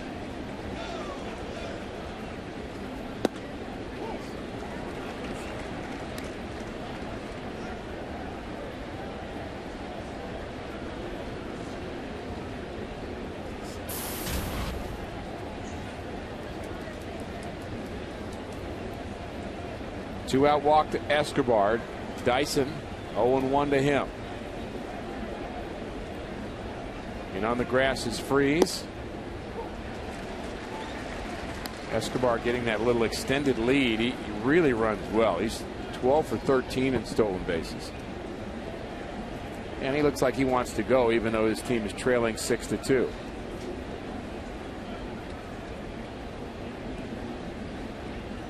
Fast runners always want to go. It's one way. If you're successful, you can get back in a game. Pitch laced just inside the third base bag. Dyson headed to second base with a 2-out double, and now some trouble for Kelly here in the 4th.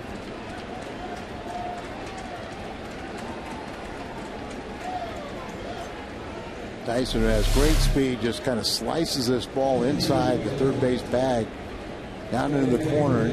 Look at Holiday. He has him side where that ball's going to hit the side wall. Where will it come out? He runs right to the spot he thought it would come out.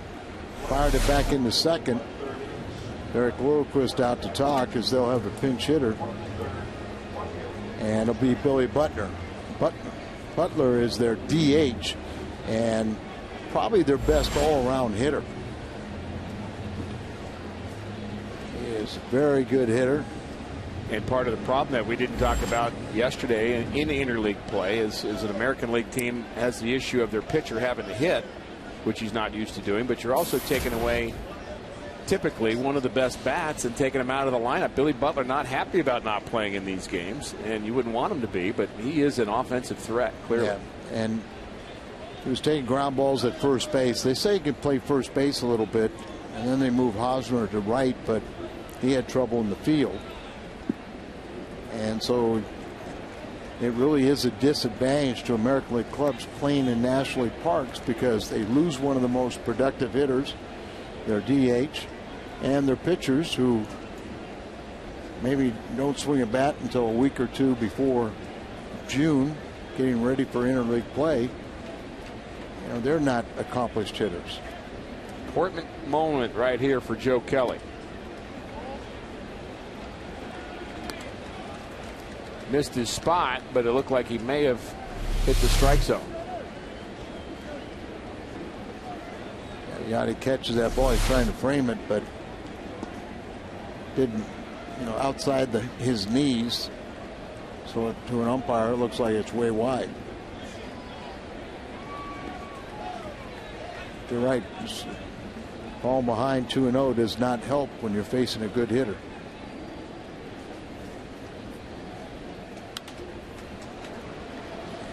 Butler 1 point under 300, 11 home runs, 37 RBIs. Said their most experienced, or one of their most experienced players, and truly one of their leaders. Chance for some damage here from Butler. 2-1. Now 3-1. Butler's has 152 doubles since the start of the 2009 season. That's second to the Yankees' Robinson Cano for the most doubles in the major leagues. So it's not just home runs. He's more of that double machine, but they got to play awful deep for him. Line drive to right center. Beltran makes the play. So smooth and right. Big out in the fourth. Royals pick up a run.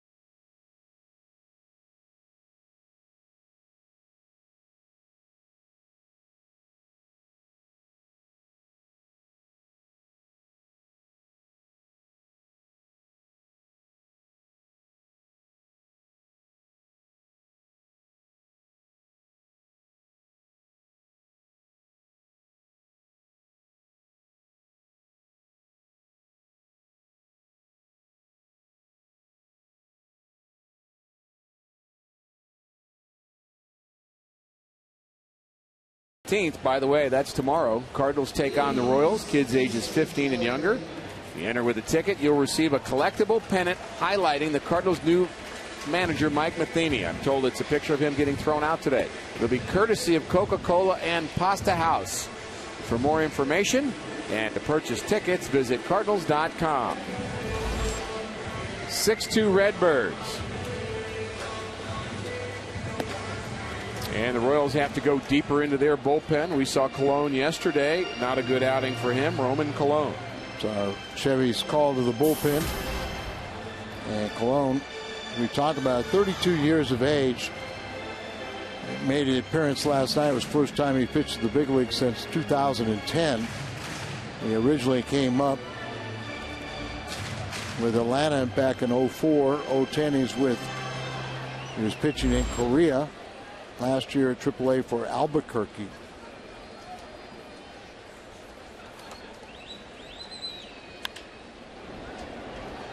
Soft liner to right. Tyler Green is retired. One pitch, one out. In Albuquerque, one of my favorite names. Aren't they the Isotopes? The Isotopes. Talking about the nickname of the team. Yeah.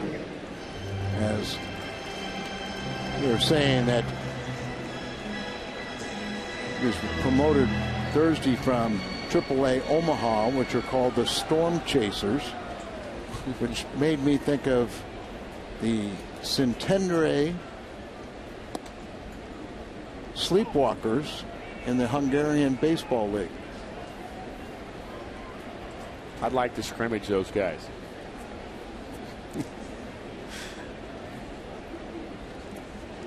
That would be fun. You had a player from Hungary come over to a Cardinal spring training, did you not? A couple of years ago? Was that 3 or 4 maybe? And Jeff Luno was kind enough to invite a young man from Hungary. His dad owned the Sleepwalkers. And not making that up, are you? No, I'm not. Trust me, I'm not. I almost brought you a hat. I got a hat from the. Do you really? Oh. Ground ball up the middle. Kelly almost had a shot at his first big league hit. He is retired 4-3. Cardinals at Fox Sports Midwest present Mizzou Day. It'll be June 30th. All Tiger fans are invited to take advantage of special ticket prices and join us for a pregame pep rally with Mizzou's Spirit teams. Go to Cardinals.com/Mizzou Day for more information.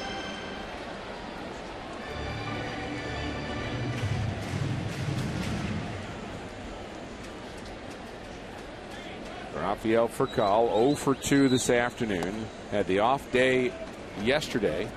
Furcal was at the plate with Tyler Green's mad dash from first to home that ended the game.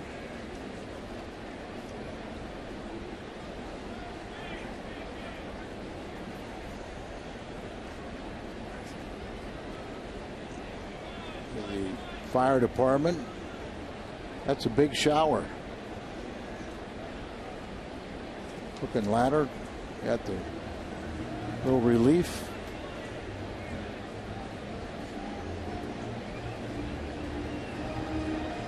What is going on over at Ballpark Billy? Got all the tents over there. I don't know. We'll go check between innings. I was say, why don't you go check it? Check and report back. Oh, your favorite, a beer festival. I'm not sure I want you to go check between innings and come back then.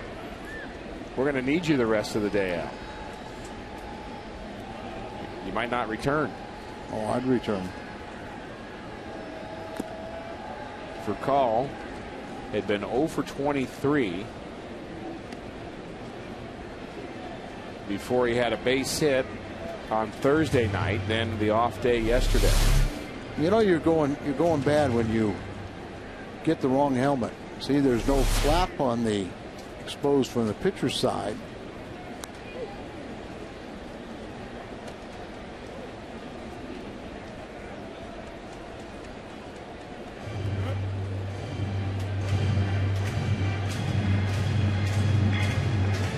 You want to be a catcher, huh?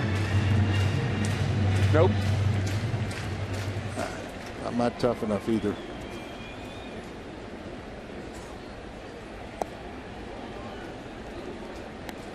Cardinals have jumped out in this game. The first 2 innings, they got 6 runs.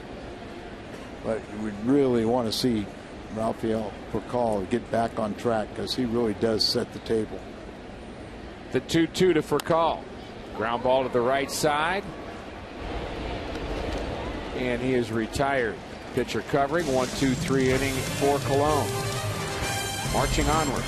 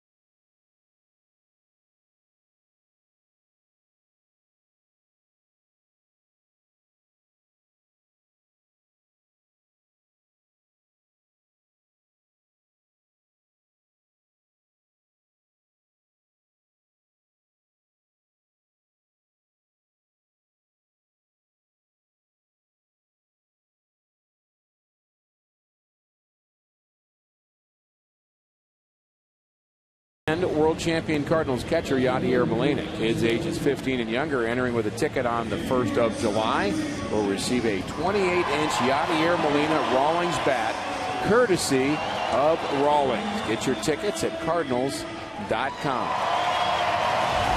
That's Little League size, Al, 28 inches. Yadi probably uses a 34 length, 31 ounce, would you guess? 32 ounce, perhaps?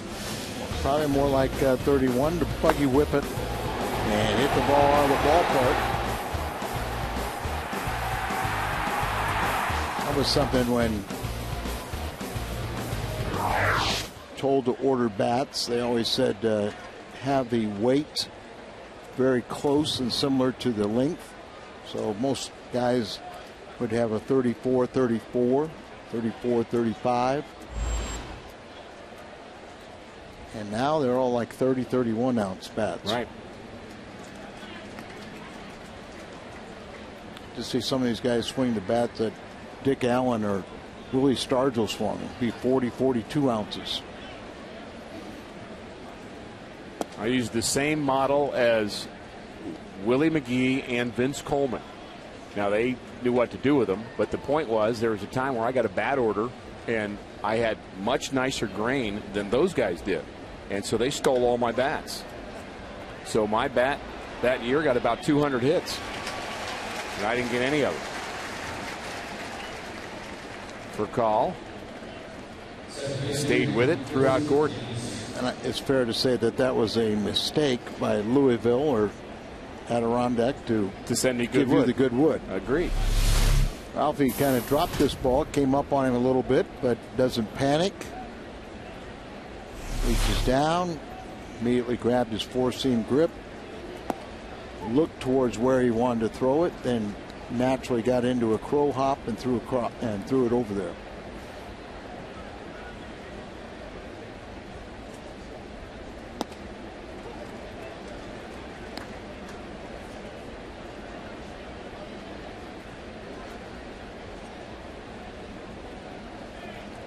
Gets his 2 for 2.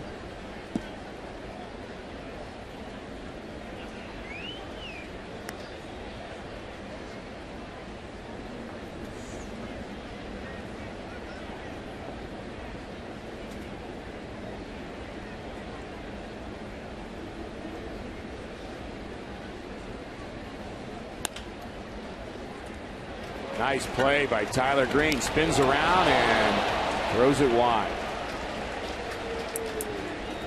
Hard shot.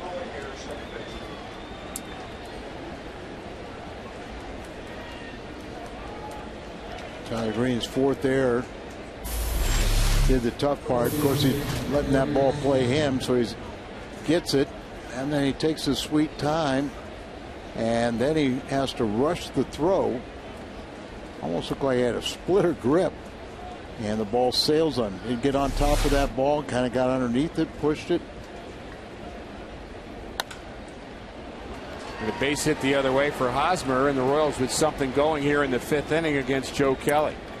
Had a shift on, and not a drastic shift, but that ball was hit right where Freese would have been at third base, but he was playing more in the hole, and he had no chance of getting that ball. It was out away from him. He just hit down on it, hit it toward third base, and they expected him to pull the ball in the infield, so it beats the defense with a single. Jeff Francoeur. Cardinals hoping for a double play. There's strike one on the inside corner.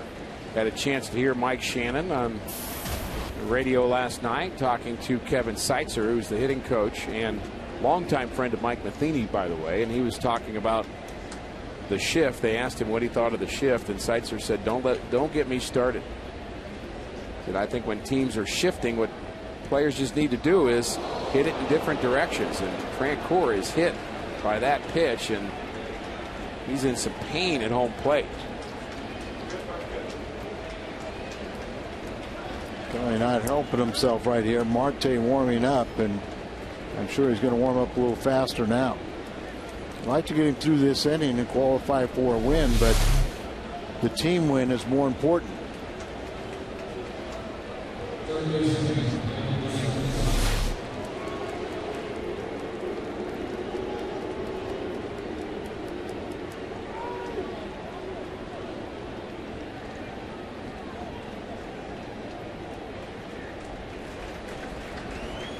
Derek Lilliquist makes his way towards the mound. Slow walk, not the jog out there. Which means could be making a pitching change right here. Like I said, you'd love to give the kid a chance for a win, but a team win is more important. Still haven't made. They may stick with him another batter. In this case, they don't. They call the bullpen, and like I said, the team win's more important.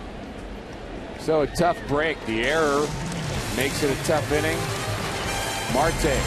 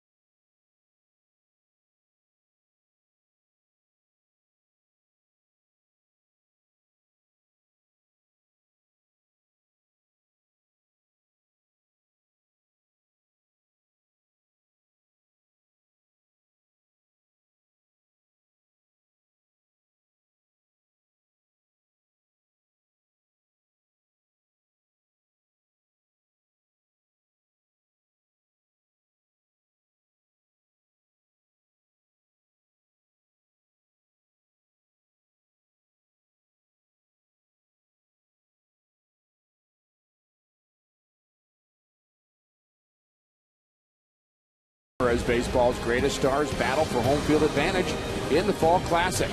The road to the World Series begins with the 2012 MLB All-Star Game Tuesday, July 10th at 6:30 on Fox.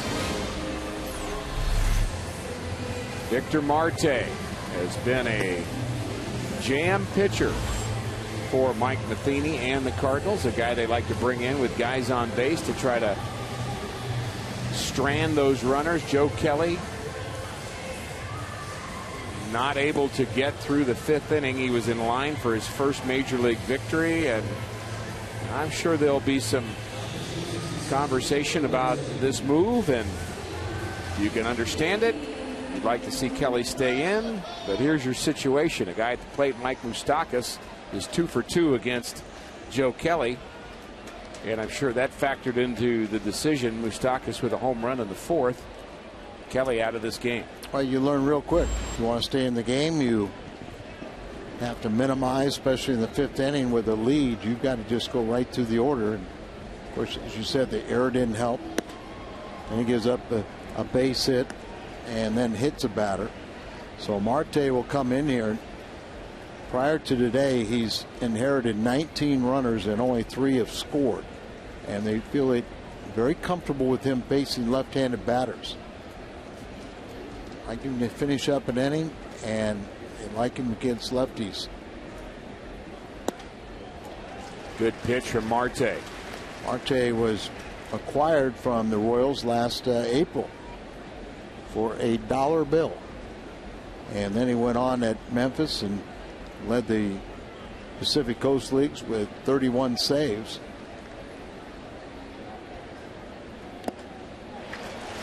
He came over. I was talking with Ned Yost, and he came over to say hello to a couple of his former teammates and said hello to Ned. And I told Ned that Marte has done a really nice job with us. And Ned said, well, he did a nice job for me on occasion. Just not enough.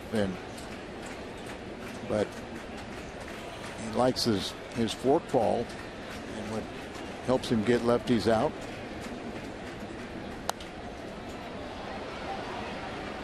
Also has a good fastball that he's shown to Moustakas on the inner half. Moustakas has been vulnerable to the pitch inside this year. Teams have been pounding him in to get him out, but you got to get it in.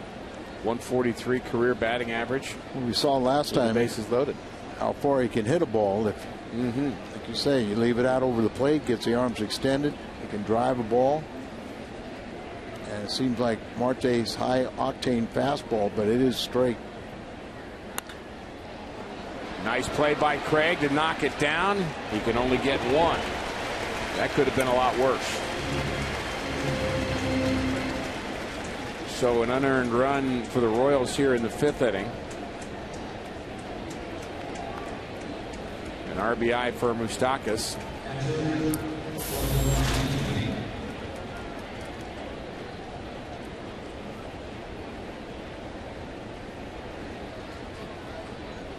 And Brian Pena will bat with 2 outs. 6-3 is the score now. Royals inching their way back into this game. Cardinals built a 6-1 lead through 2. The Royals with a run in the 4th and one so far here in the 5th with a chance to add on.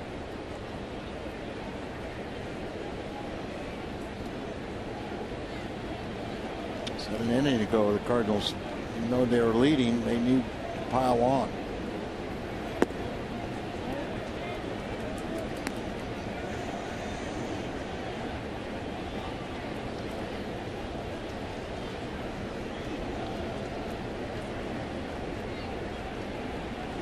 Moustakas has an RBI in all 3 of his at-bats.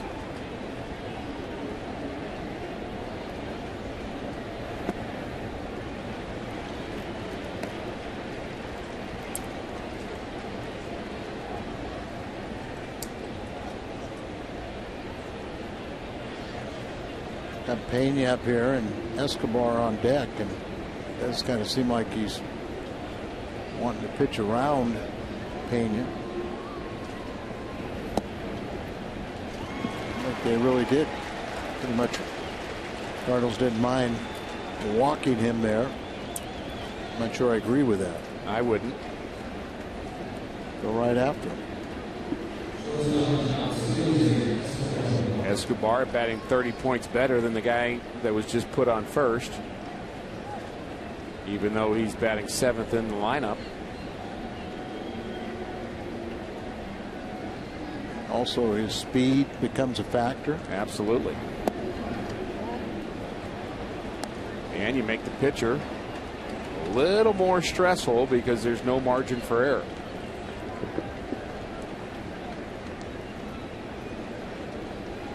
As if there's not enough stress on Marte already. Bases loaded. The Royals 5th.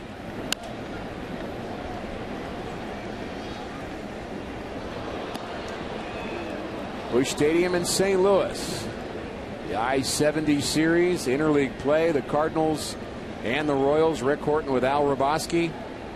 And we're so glad you're with us here this afternoon. Nice warm afternoon for baseball at Busch Stadium. Holiday and Molina with early home runs.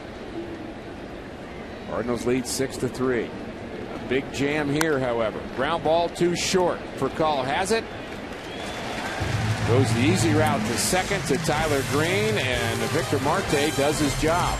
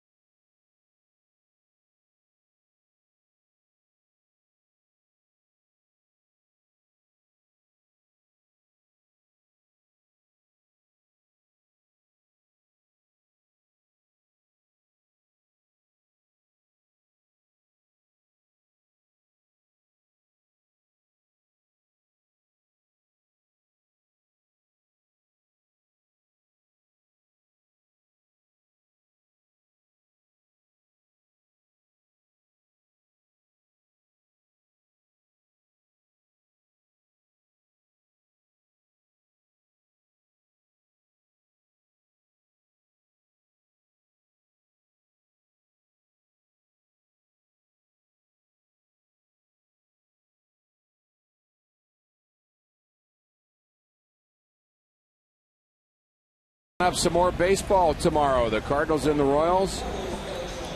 Mendoza and Wainwright, the starting pitchers. Coverage begins at 12:30 on Fox Sports Midwest. I can smell those right through that little monitor we have here. Smells good. Cardinals hoping for a victory in Game 2 of this series. Carlos Beltran has done his share. Scored twice, couple of hits. Facing Roman Colon in the Cardinals' fifth. Has that feel, as you mentioned last inning, of a game that you want to keep tacking on some more runs.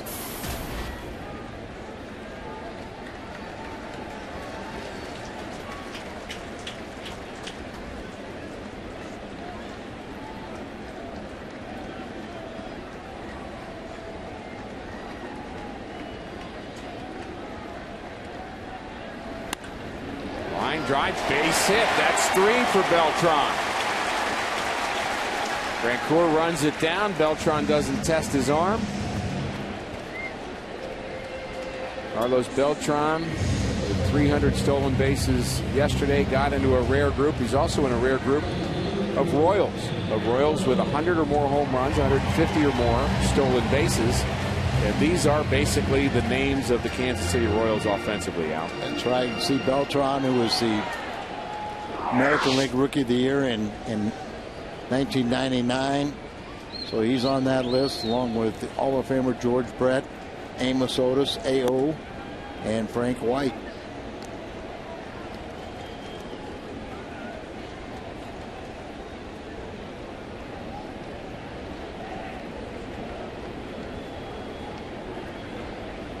Matt Holliday's had a good afternoon. He and Beltran 5 for 5 collectively.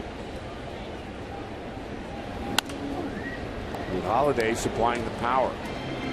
2-run shot in the first inning. His 11th home run of the year and a double. And an RBI in the second. Time I think about A.O., I think about Whitey Herzog. You have to respect your manager. Don't have to like him, but you have to respect your manager. And there's not a love lost between A.O. and Whitey Herzog, but he respects Whitey. And I'll show you type attitude. He became a very, very good player. But he get mad because Whitey would sit him against Nolan Ryan. Why you sit me against him? Because you've had 70 at bats and you got 68 strikeouts. That's why. And Whitey would watch him, see how he reacted to batting practice, and he would just have the time of his life because he wouldn't have to play that night. I could see guys arguing because they had to play against Nolan Ryan. Sure. I don't think he really wanted to.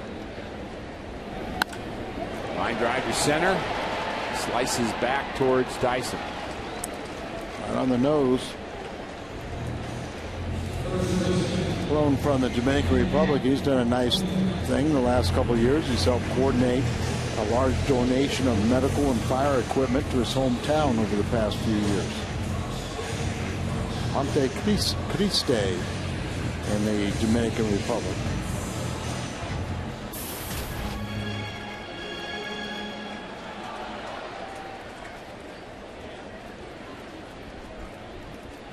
Of course, Beltran has his own academy in Puerto Rico, and the young man that was drafted #1 overall by Houston is, a Puerto Rican young man from a different academy. And I was kind of curious if it was Beltran's, and he said, no, I'll have my first graduating class next year. And he says, and I have a very good shortstop also. But very classy that when the young man was drafted, that Beltran called up his academy and said, give me his number. And then he and Molina both congratulated the player being called #1. That was a big thing in Puerto Rico. You and I have both spent time in the Dominican Republic. I assume you played in Puerto Rico as well. I only played in the Clemente Classic, during spring training. But 3 or 4 times in the Dominican, a couple years in Mexico, 1 time in Venezuela. I love the Dominican. And the Dominicans love baseball, that's for sure. 3-6-3, and not in time. Close play at first base. Alan Craig avoids the double play. Alan's still not running 100%, but Cardinals will take that trade out. Sights and sounds of baseball. Listen to the communication defensively with the Kansas City Royals on that last play.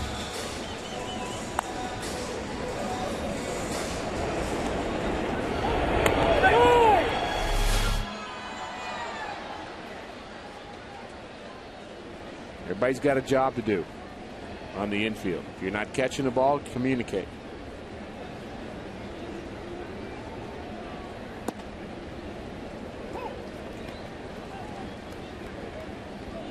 Really like it when the catcher does that. He can see much more than everybody else can.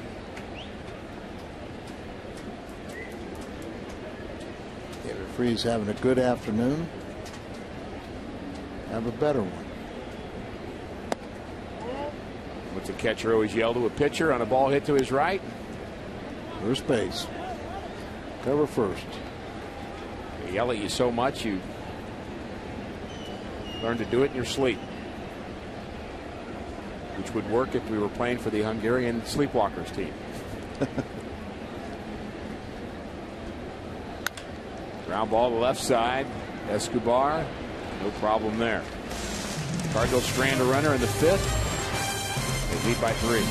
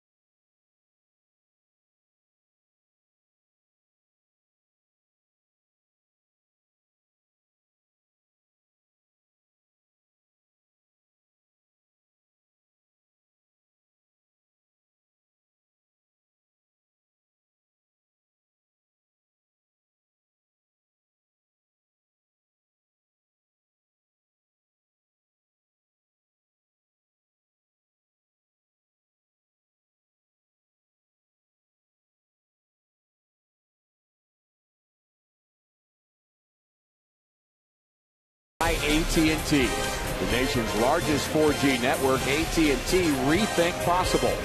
Buy O'Charlie's 2 for $20. 1 appetizer and 2 entrees, just $20 only at O'Charlie's. And by Ford, the official vehicle of the Cardinals. Warm Saturday afternoon, trying to stay cool. Family time, Father's Day weekend. And so far, a Cardinal lead through 5 innings. Sam Freeman, the second left-hander in the Cardinal bullpen, will have the 6th. And he's been did a nice job last night. Pitched the 9th inning, gave up a hit, then picked him off. Yadier Molina picked him off first base.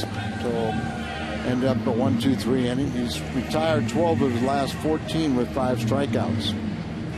Playing the devil's advocate, Al, thinking about Joe Kelly with a short start here, and that's the second time that the Cardinals have not let him go a high number of pitches. Only 81 pitches in this game. They went out to get him in that rally in the 5th inning. If the Cardinals continue to do that, is that something that can potentially tax the Cardinals bullpen, that every time you get to the Joe Kelly spot, you're only going to let him go 4 or 5 innings. Well, I think we know the answer. It obviously could tax the bullpen and could be problematic, but I'm not sure there's any choice that AAA would be much better.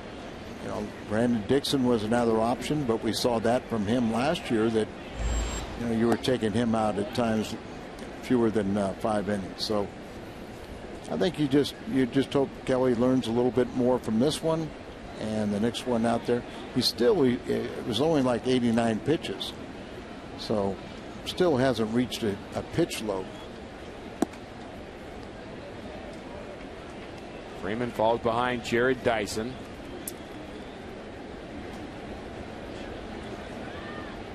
Getting to the top of the order, you see 3 left-handed batters at the top of the order.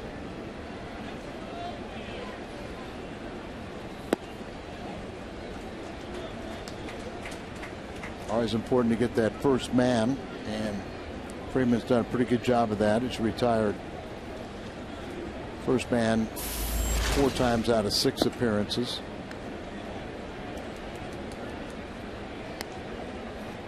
Appears to be overthrowing a bit here. 3-1 on Dixon. And we saw in his major league debut he had more command of his off-speed pitches than he did his fastball.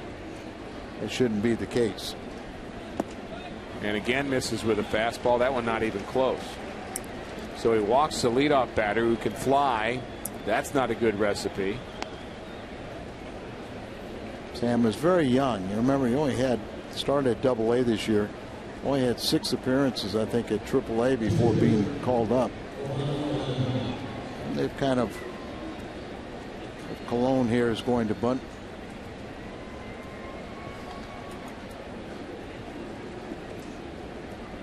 Not going to a pinch hitter. They're going to let Colon hit. And part of the reality here, Al, is you always have a short bench when you're an American League team. Right. Last sacrifice bunt back in 05. And they only have 4 on their bench, and now it's down to 3 after Butler hit. They have Longman in their pen where the Cardinals really do not. Cardinals do catch a little bit of a break, you know, with this outing here because they have the off day on Monday.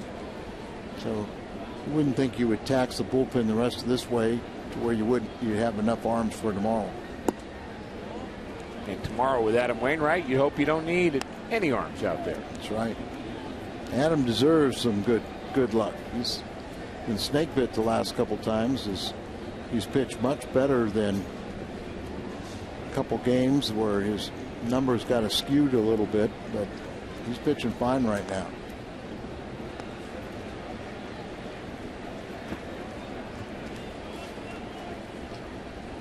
Trying to give you an out. Don't be afraid to take it.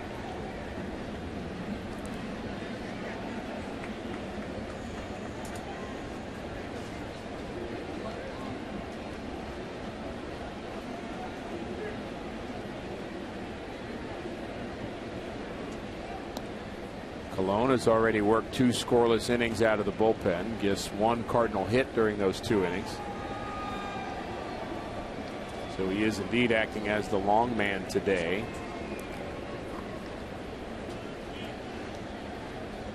Big lead at first. Bunt attempt, it's popped up, and Molina makes the play.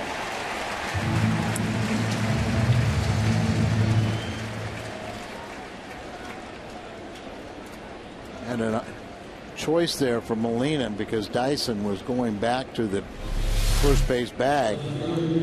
Kind of flat-footed here, it's popped up, and so he started going back, and Molina catches his ball or lets it drop. You know what?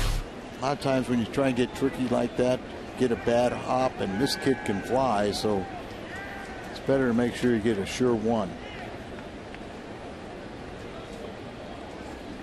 Cardinals did give the Royals a run because of an error last inning. Leadoff walk here in the 6th inning. Dyson 10 for 13 in stolen bases. Freeman paying a lot of attention to him. Base hit that Freeman gave up yesterday was to Gordon, the current batter. Ground ball to the right side, just foul. And he broke his bat.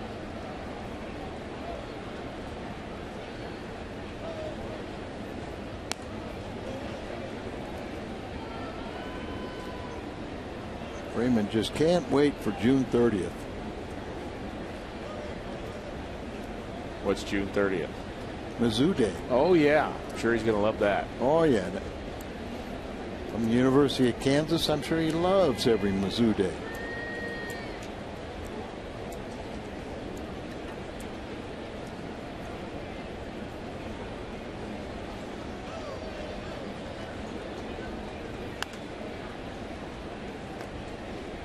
Staying in that kitchen of Alex Gordon. Big lead by Dyson. It looks like he wants to run, but just not comfortable getting a good read of Freeman's move to first.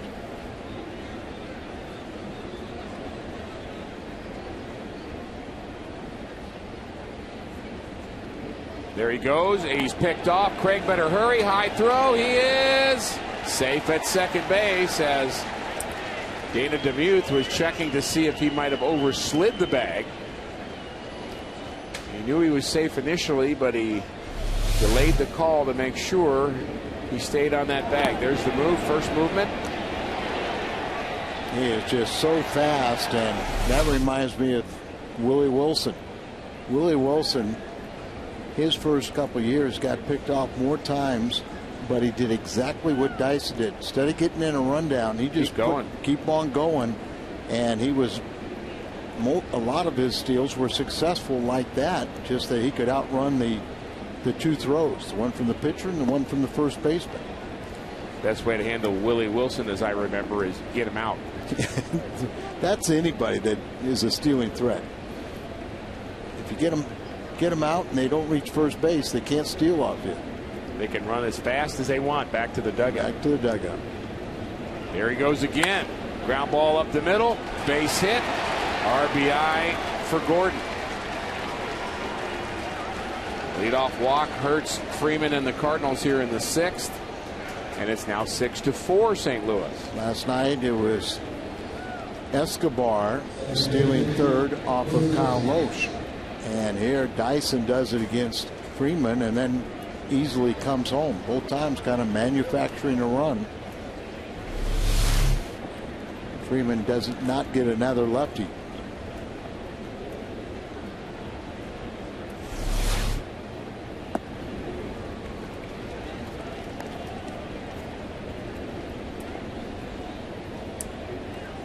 Getz is on base all afternoon. A couple of base hits. Reached on the error by Tyler Green. The average up to 299. There's a two-hopper to second. On to short for one. And the double play is turned by Raphael for call. Low feed from Tyler Green.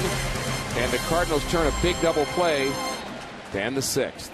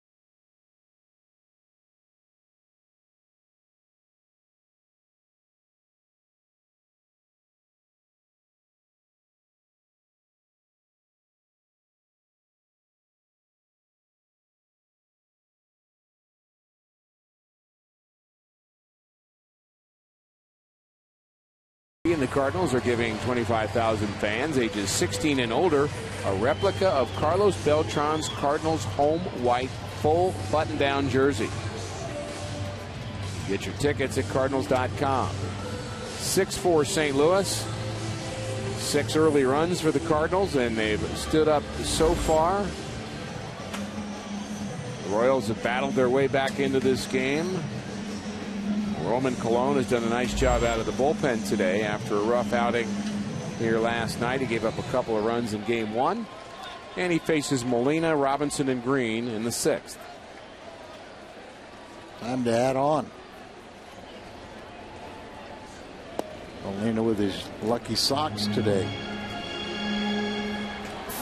Didn't know they even had those stripes anymore around the clubhouse. George Kissel would be proud.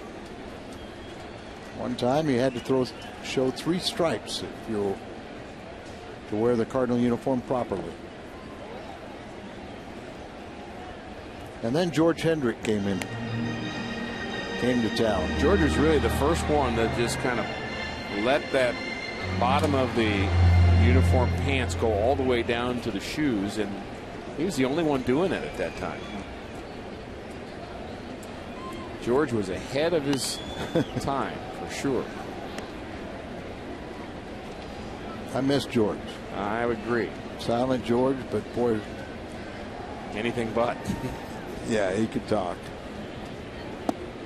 Still coaching with Tampa Bay. First base coach, I think. Get asked a lot about George Hendrick. There's the socks you were talking about on Lou Brock, showing his stripes. Asked a lot about George Hendrick and why he wouldn't talk to the press. Everybody considered him to be a grouchy guy, unfriendly guy, but anything but. Totally.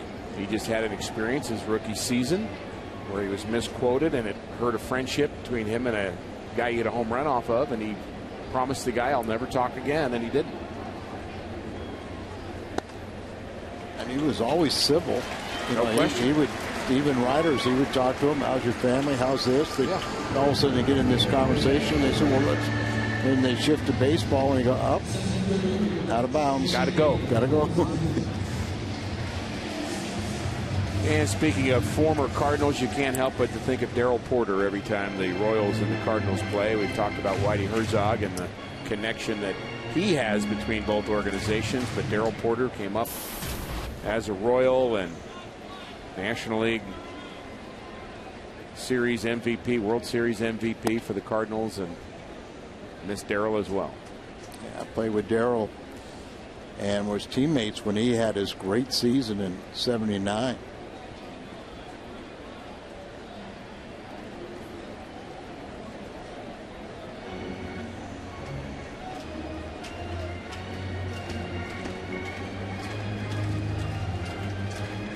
Darrell, of course, caught that last pitch of the '82 World Series thrown by Bruce Sutter. Called the fastball. Norman Thomas. One of those great Cardinal moments.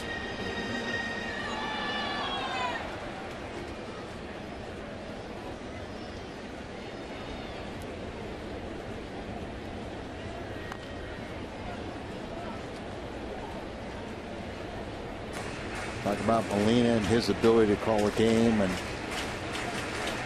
how that's not an easy thing. And Darrell Porter told me that he came up when he was 19 with Milwaukee, and Dill Crandall was the manager, if I get my facts straight. And to take pressure off a 19-year-old catcher, Crandall, a former catcher, said, "I'll call all the pitches." Well, Crandall gets fired, and next day it's Bamberger, and Darrell goes, "Okay, you're going to call the pitches?" And he said, "What are you talking about? You're the catcher. You call the pitches." But he said he took it to heart. If one of his pitchers had such a bad outing, that he felt it was his fault, and just he had some zombies in his background way back then. 1-2 to Shane Robinson. He's failed twice with the bunt. Now fouls it off. One of my favorite pictures is a picture of me sitting in the dugout with Darrell, pumping his fist, getting in my face, like tell me, like, come on, you got to do this, you got to do that. And Darryl, in my mind, was the second best catcher I ever threw to, Ted Simmons being number one.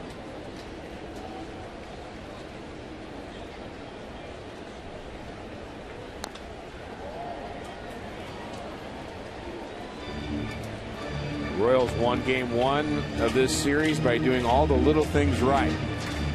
Shane Robinson, 2 failed bunt attempts here in the 6th inning, and you just hope that that doesn't come back to haunt the Cardinals. A chance to overcome it by swinging the bat here, but his job was to move Molina to second. Unsuccessful so far. And still unsuccessful as he swings at a slider and strikes out for the first time this afternoon.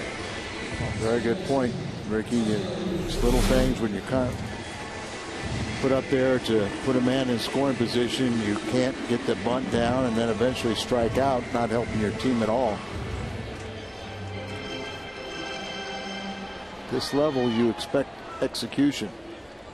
Still, it's very, very difficult, but if you want to stay here, you have to be able to execute.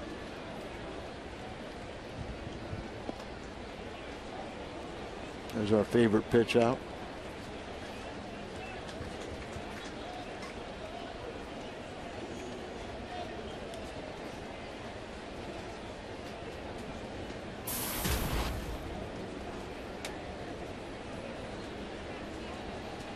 One to 0 to Tyler Green. Big hole on the right side. Molina always a threat to steal. Did I just say that? Threat to steal. Thought I just said that. But he is. 6 steals. You know, Tyler Green's the leader in the ball club with 8. He leads all catchers with his 6 steals, and he just kind of picks a pitcher blind, picks the spots when they're not paying attention to him.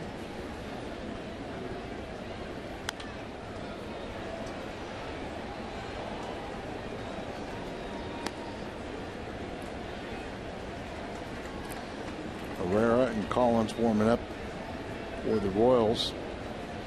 Sanchez for the Cardinals.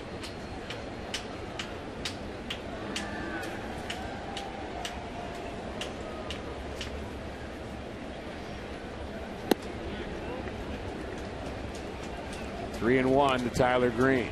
Beautiful day at Busch Stadium. Love that shot. Doesn't even look real, does it? Does not. Like a painting.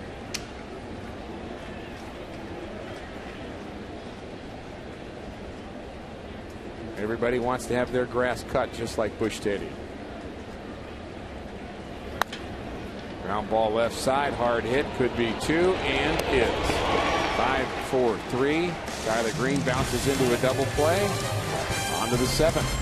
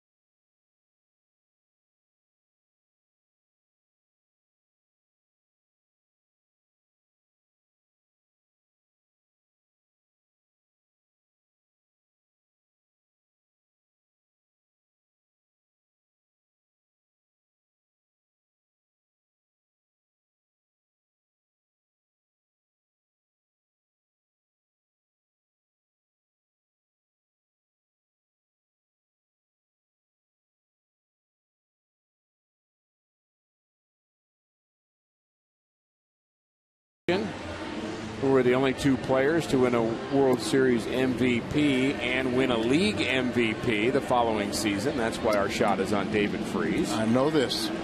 Bob Gibbs is one, but the other plays third base. Mike Schmidt. And maybe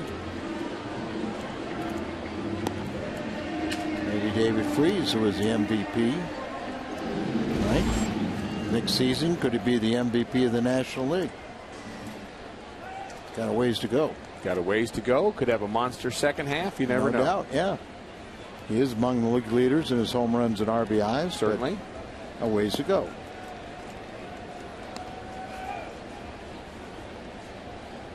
First batter is left-handed, right-handed, left-handed, and a switch hitter. It's good to see Carpenter dressed out and be with the ball club. He's going to go on the road trip. And he did spin a couple curveballs the other day, I think yesterday. And I know he's going to continue his throwing with the club, and always good to see him there and just his inspiration and leadership. He's a hard worker too. We see him out here when we come to the park early before anybody's out on the field taking batting practice. He's running stairs here. Well, yeah, nobody has to worry about he's probably in better condition than he would be, you know, in the regular season. Just trying to get the arm strength back. A hot afternoon. You mentioned last inning the word execution, Al, and I think a lot of times folks will watch baseball players and they don't perform well, and they'll assume, well, the effort's not there, and they're not conditioned well enough. But really, as different than other sports, you may say that about hockey, that the team that wins is the team that outworks the other team. But in baseball, it's the team that out executes the other team.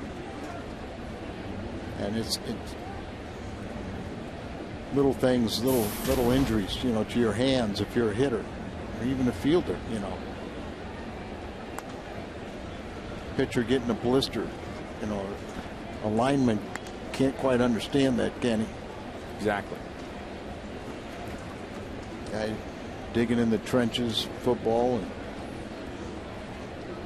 get a broken bone, you know, you could put a soft cast on it and go play. Some of those things you can't do in more of a finesse sport like baseball. It's a finesse sport, a hand-eye coordination sport, very fine motor skill activity that both the pitchers and the hitters do.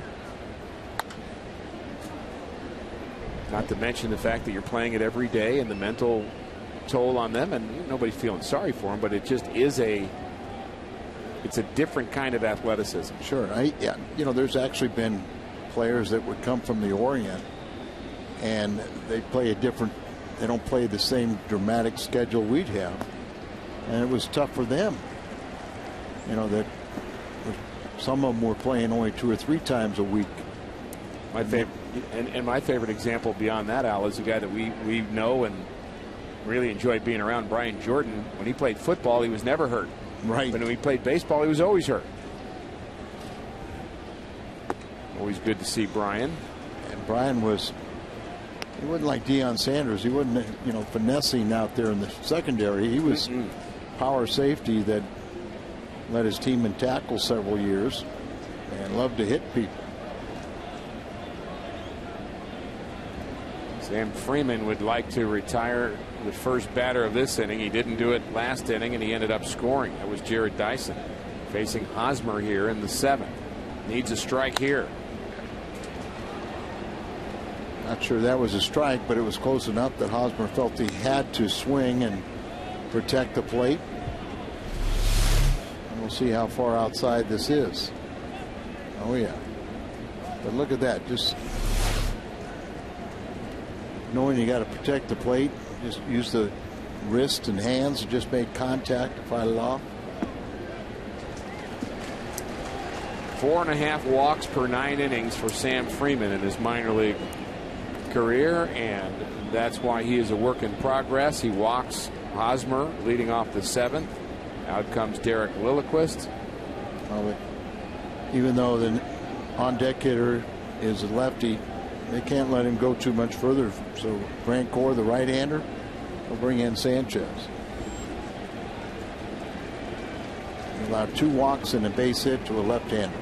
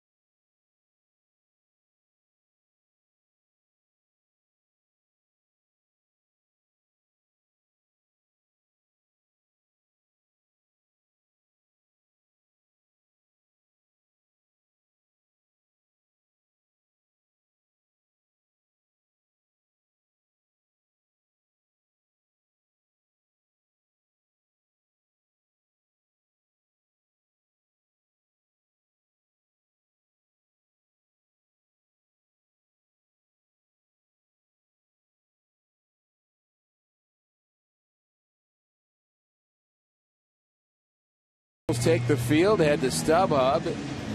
It's easy to find the seats you want to see the Cardinals in action all season long. StubHub is the official fan-to-fan ticket marketplace of the St. Louis Cardinals.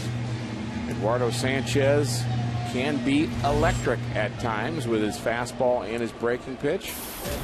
That's 4 times he's pitched. He's picked up holds. He did spend a week between appearances. June 7th at Houston, and then the 14th here against the White Sox. Very good fastball, swing and miss breaking ball, but as you say, control can be an issue with him also.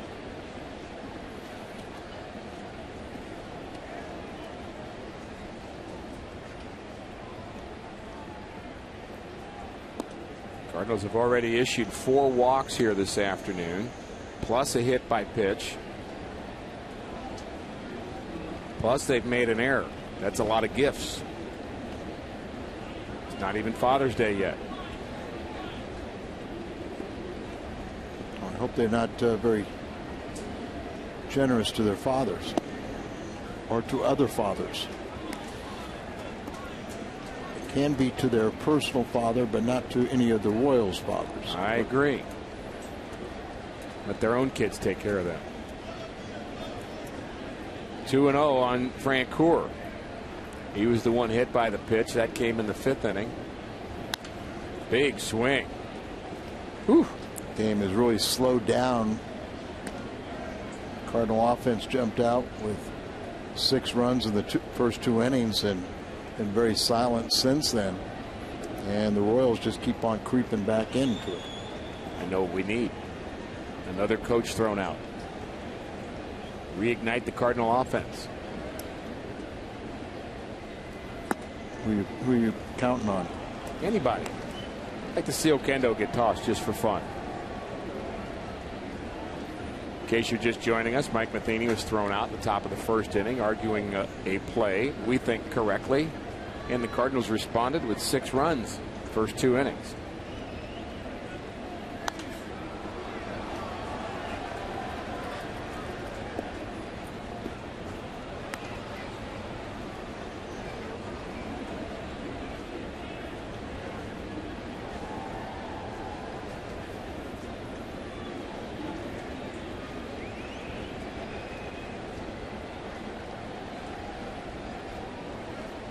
This has already been a dangerous at-bat. A couple of good swings from Francoeur. Now the count is full. Base hit up the middle.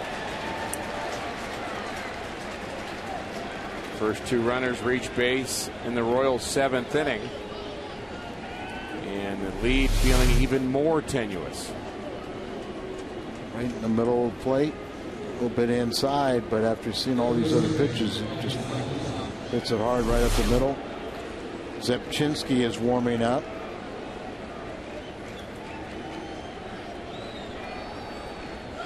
Descalzo in the Cardinal dugout grabbing a glove. Maybe a double switch on its way. With Tyler Green, perhaps. And here comes Mike Aldretti to inform Kerwin Danley of the double switch, I would guess. There comes Descalzo popping out of the dugout. And that's exactly what's happening.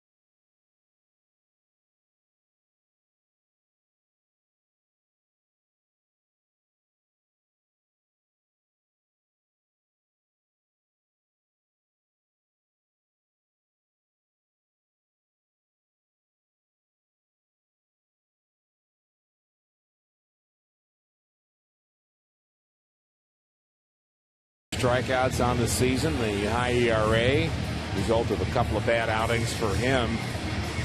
And he's got his work cut out for him here. He's inheriting a couple of base runners with nobody out in the 7th inning, and the Cardinals really need him to get a number of outs, Al, as we are just in the 7th inning, and already this is the 4th Cardinal reliever. Well, they're carrying 8. They're carrying an extra reliever right now during interleague play, so you still should have it. So we got Boggs and Salas and Plato for the 8th inning, Jason Mott for the 9th inning. But this game, the way it's kind of getting away, the Cardinals had the 6-1 lead. Now it's 6-4, and they have 2 runners on, first and second, nobody out. These Royals have won 4 in a row. Playing a lot of one-run games. They're very used to the tight games. They had, before they came in there, they had 2 walk-off victories.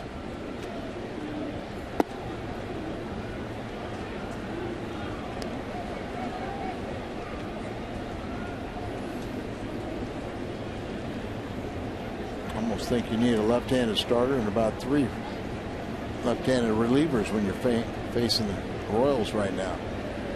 Agreed. We've seen a couple of teams like that lately. You know, Cleveland was that way. They have 3 left-handed people in their bullpen, but they also have a whole lineup stacked with lefties, so they actually fit both molds. Kind of saw the White Sox, even the Mets, weren't they?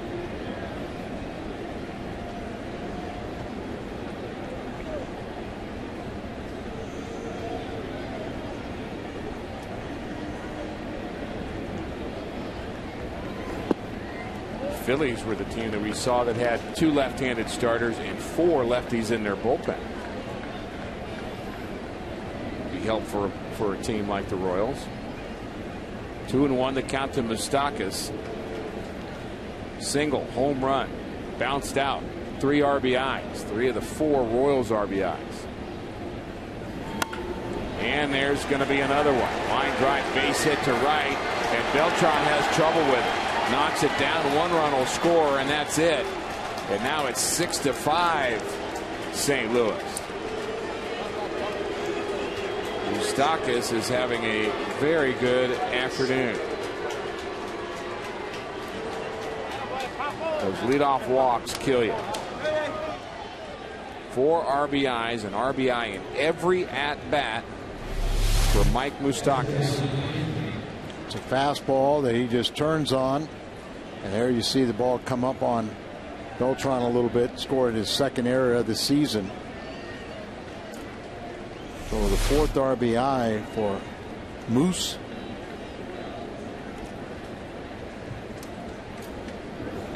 Scoreboard is calling it both a double and an error, which can't both be right. No, I thought single and error.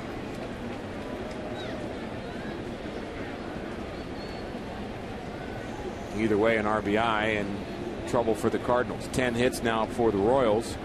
Brian Pena, still nobody out in the Royals' 7th inning.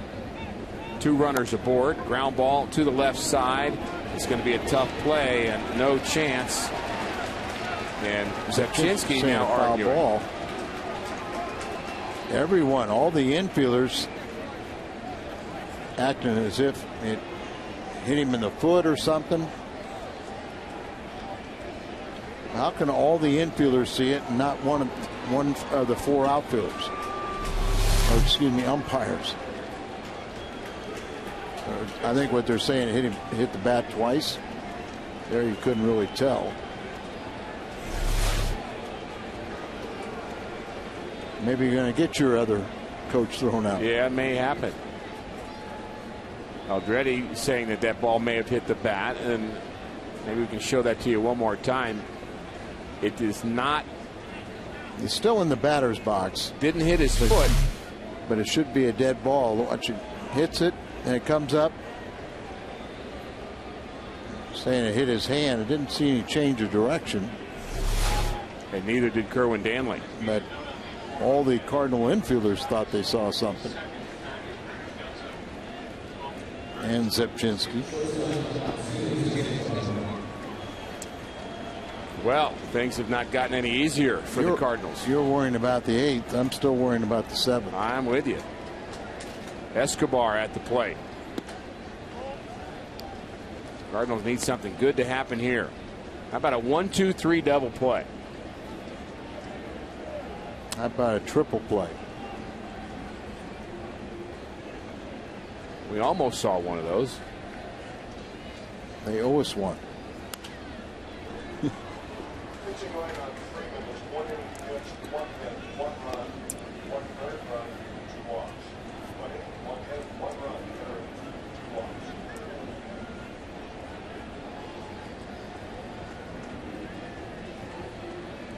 Cardinals bullpen struggling here this afternoon.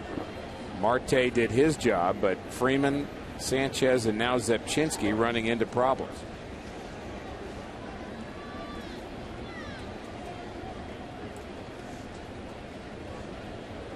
Two runs charged to Sam Freeman.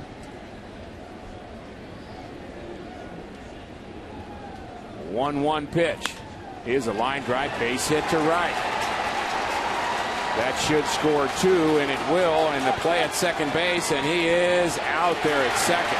Beltran throws out Escobar, trying to stretch that into a double, but the damage is done, and the Royals take the lead.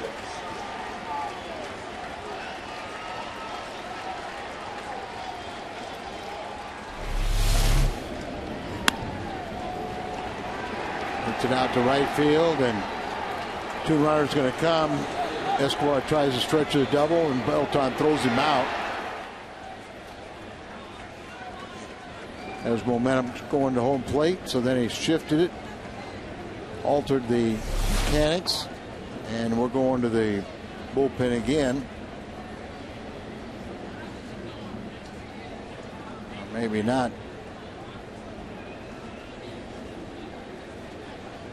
3 straight singles by Zipchinski, or allowed by Zipchinski, and you're going to stay in there. Pitcher Boggs wasn't up, just started getting up throwing.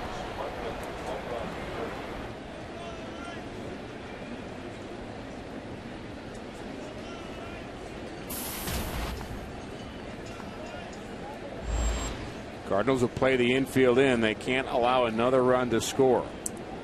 They trail now 7-6. 4 hits in a row for the Royals. That pitch not even close. Well, part of what's happened with Zepchinski is pitching behind in the count.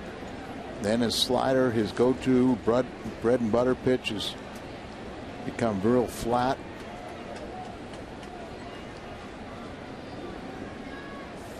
And a squeeze attempt, and he fouls it off. Don't often do it with a left-handed batter, but Dyson at least got a little piece of it, so just a foul ball. Pena will go back. Pena did a nice job of not letting that be uncovered too soon. Right. And once you get that bunt down, it is so hard to defense a squeeze. Doesn't have to be a good bunt.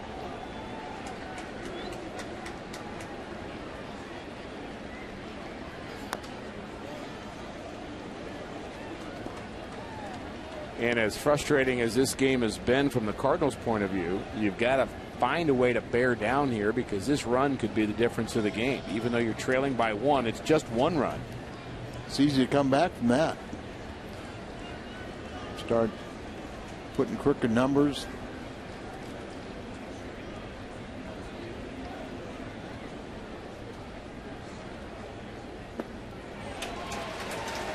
Dyson strikes out.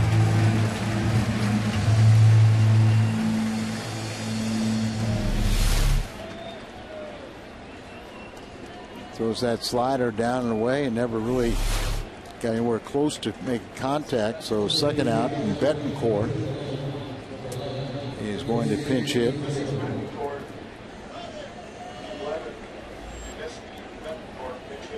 Derek Lilliquist has been busy.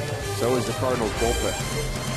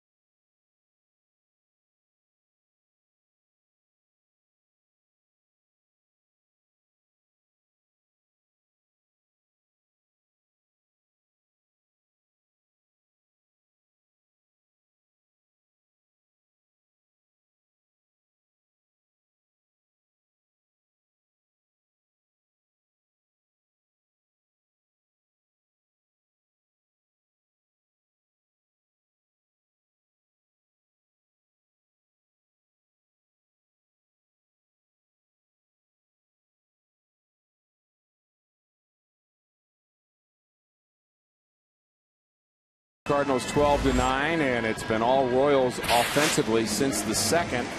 Mitchell Boggs deep into the Cardinals bullpen. Reliever number 5 here this afternoon, and there are a lot of outs left to get. Third reliever used in the 7th inning. Royals have already scored 3. They have a man over at third base, but 2 outs for Boggs.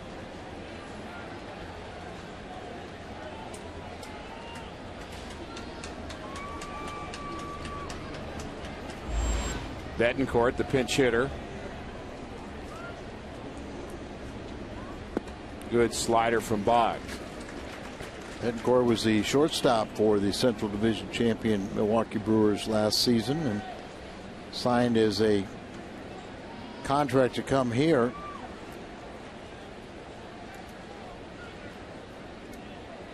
To really be the backup and utility player.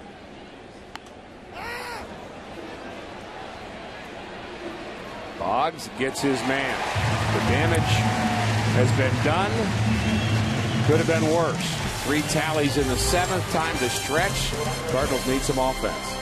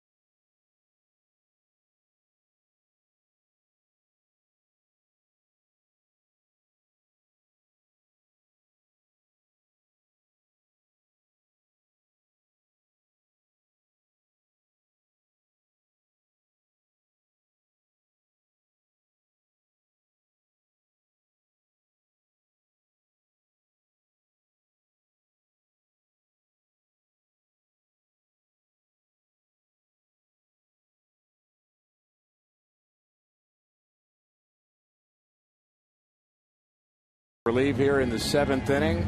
7-6 is the score. He's having an outstanding season. Cardinal fans may remember this moment, however. Skip Schumacher, walk-off variety. There's the lefty. There's Schumacher. There's the home run for a Cardinal winner and a celebration at home plate. Notice the difference? What, Skip's not here? No. He's got a beard. He's got a beard. Oh. The beard. Is that it? He's having a all-star type season. 4-0. You see the ERA. He's 5 foot. He's listed 5'7". They say it's more like 5'5", 5'6". When he graduated from high school, he was not drafted. He only weighed 120 pounds. Is that right?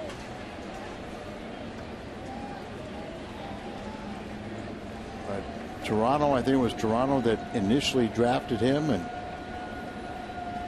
or he signed with Toronto, and some scout just said, well, hey, not everybody makes it. Why not take a chance on this kid? And now he's having an outstanding season.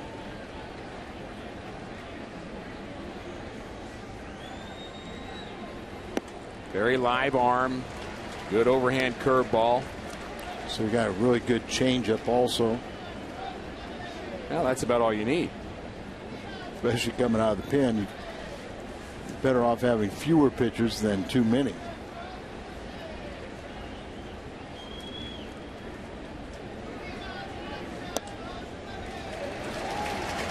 Good start for St. Louis. Descalzo draws a walk. Leadoff walks have hurt the Cardinals. There's one in the 6th and one in the 7th. Both those Royals scored. Cardinals hoping for the same with Descalzo as Furcal steps to the plate. Time to get Ralphie back on track. Scored 6 runs today with Ralph being 0 for 3.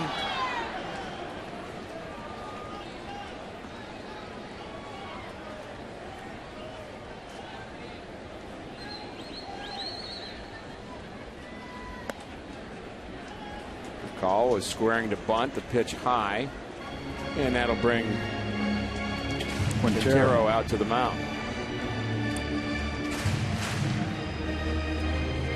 Yeah, it is hard to imagine better numbers than Collins has. Not just the 4-0 record, the low ERA, the strikeouts, 46 of them. Just not allowing any hits, base runners, 179 average against him, and he's just been unhittable. They say he can throw it up to 95.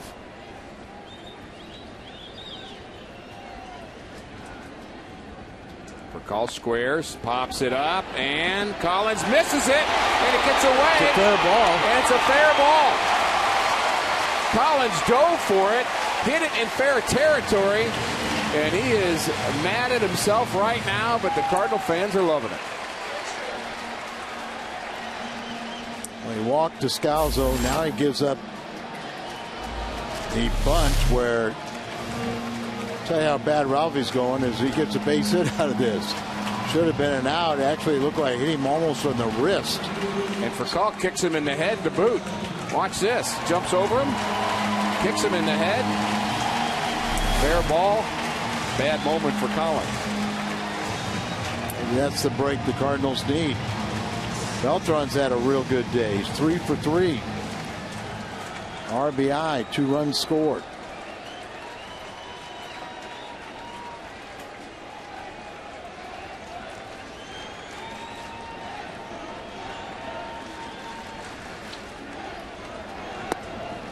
Ball low.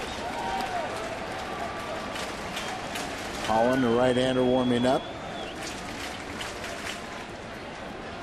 Beltran, our Schnucks difference maker. 3 for 3 already. Hoping for more.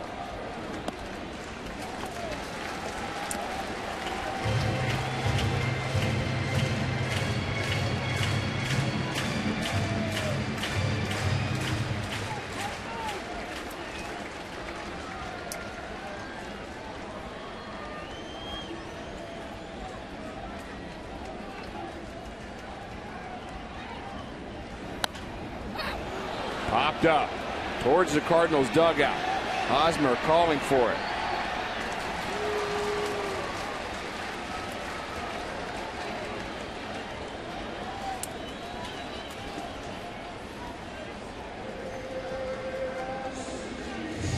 Collins trying to work out of a jam.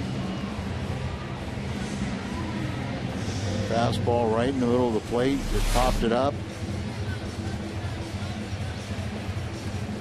Collins may have gotten away with something there. Ned Yost, not lost on him. He's going to go get his left-hander. Holland will come in.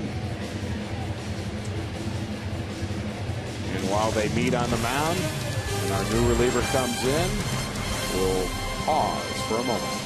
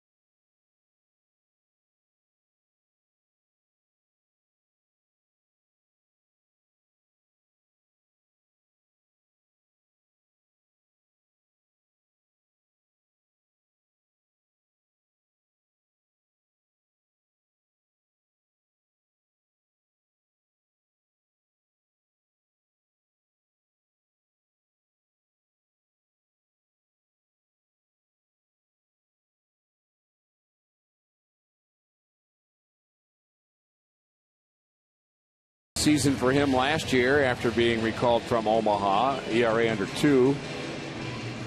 Pitched 46 games for the Royals out of the bullpen and was very good. 74 punch-outs in 60 innings. And he is called on here to face Matt Holliday. 42,018 here at the ballpark this afternoon. They've seen their Cardinals give away a lead, and they're trying to get it back here in the 7th. The Cardinals bullpen is sprung a leak again, and the Royals bullpen statistically very good. They're 9-9, but a 2.87 ERA coming in. Conversely, the Cardinals 4-11, 4.26. Line drive, base hit for Holliday. Descalzo had to hold up, but here he comes. He's going to score. And into third is for call.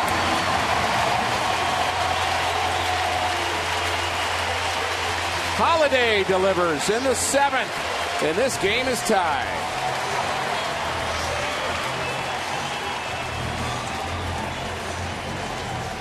And Holliday's had a big game. He's 3 for 4 RBIs. And it's a bit risky whenever the ball is going out towards Francoeur. Leads the major league since 05 with 103 assists.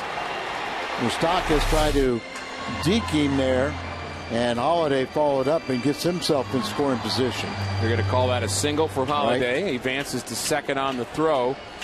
Either way, the Cardinals with runners at second and third looking to retake the lead here with Alan Craig at the plate. And the pitch. Ball 1. Allen with only 1 RBI on the homestand.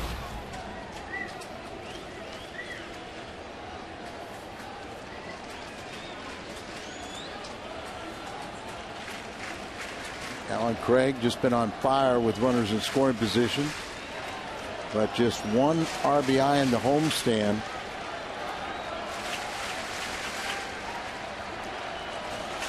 (27 RBIs on the year), adding to it.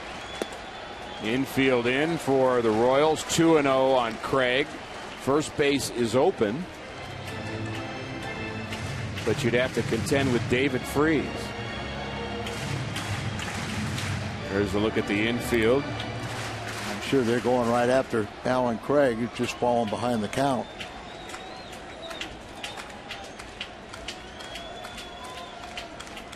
(2-0) is bounced foul. Craig jumping at that pitch.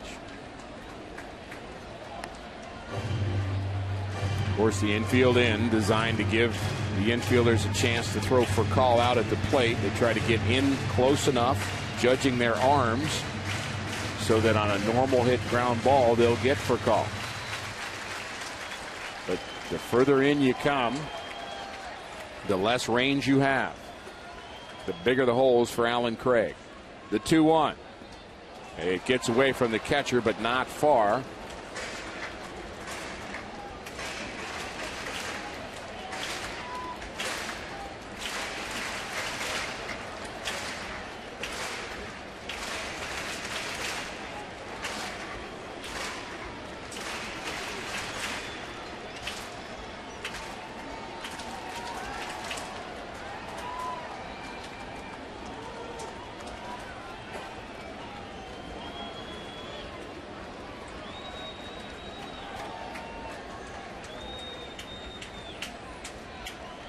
They play Craig to hit to right.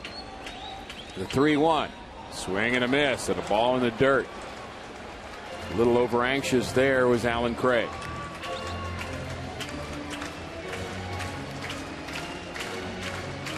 Freeze on deck. Run the count full.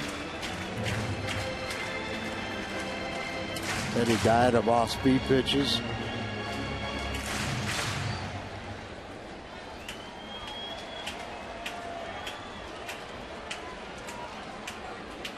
Big opportunity for the Cardinals here in the 7th.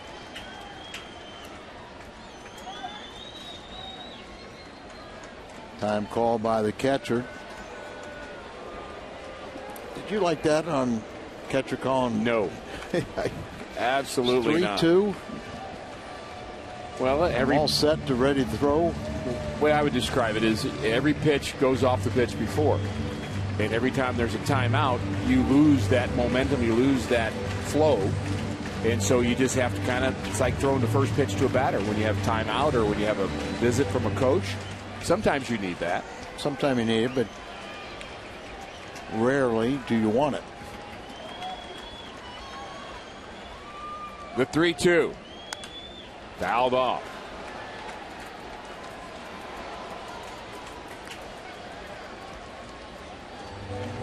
Look at the series history all time. The Cardinals have actually played the Royals better in Kansas City. We have a tie game here, and we have a tie series in interleague play here in St. Louis.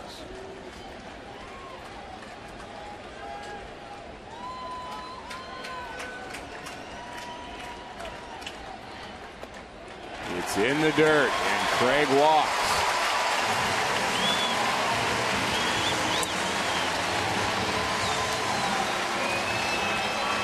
Sevens are wild here at Busch Stadium. 7-7 in the seventh. And the crowd enjoying this moment with David Freese stepping to the plate. And there's a standing ovation.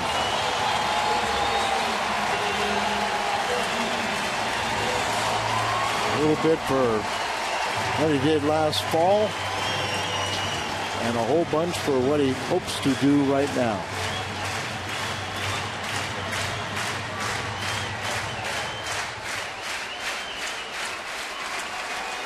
Game's had some slow periods, but then it's had some excitement.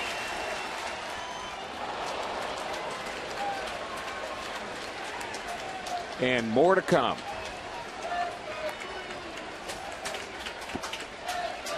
You just don't pick that ball up, do you? It's an off-speed pitch.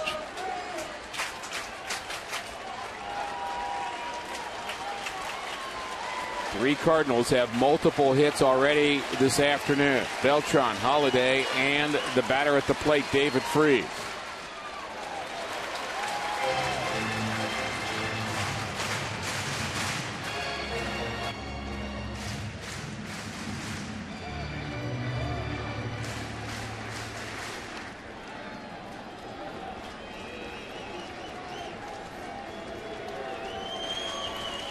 The 1-1.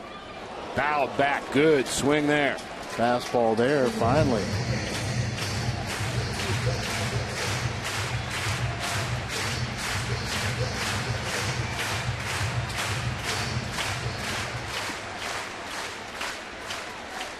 Burkall, Holiday, Craig are the runners. 1-2 the count to the Cardinal third baseman.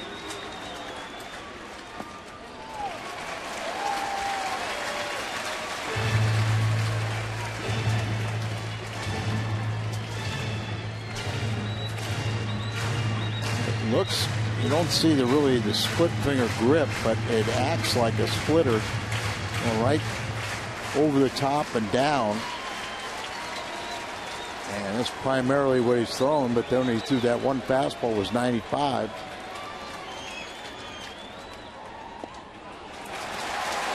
There's 96, but off the mark. He wouldn't walk in the go-ahead run, would he? No margin of error here.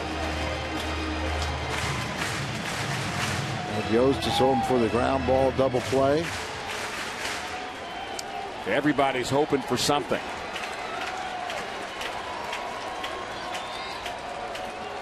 Close to balking there as he stepped off.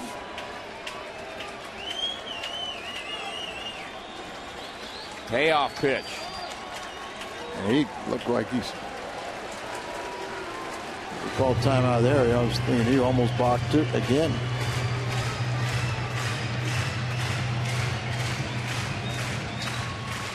Reset your emotions.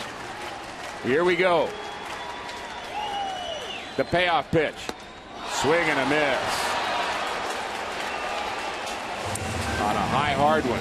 Oh, you've seen so many splitters or wherever he's throwing that's down the zone. So you're trying to make sure the ball gets up, and then he throws a fastball that's out of the strike zone, but it's right near your eyes, and you just can't force yourself not to swing. And that pitch there is going to produce the swing and miss or pop-up.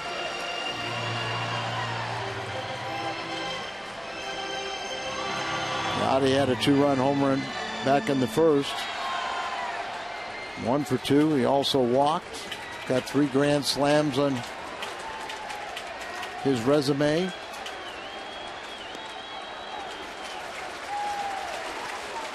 And he's having trouble with location of that off-speed pitch. Most of the time it's been down, but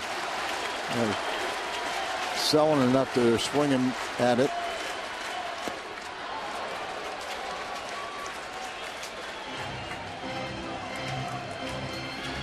Very active crowd here this afternoon with chants of Yachty. Bases loaded. Molina and Holland. The current battle. The score is tied in the 7th.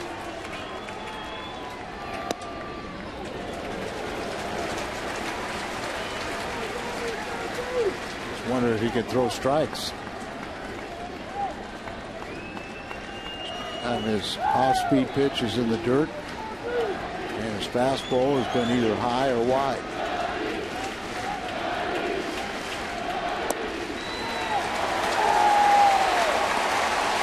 Three and 1.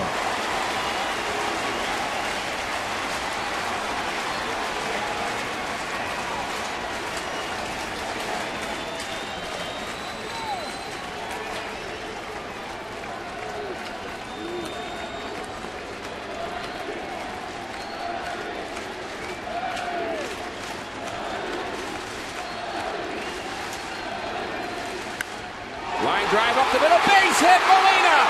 The Cardinals take the lead. They'll score 2, and Yachty has put the Cardinals back on top.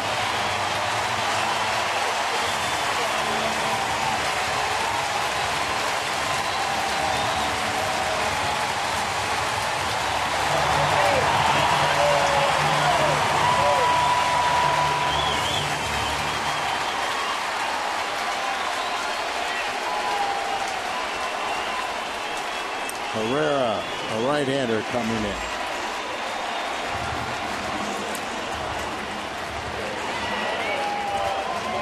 Cardinals with 3 runs in the bottom of the 7th, answering the 3 in the top half. Yadier Molina is the hero of the moment. Right back through the box.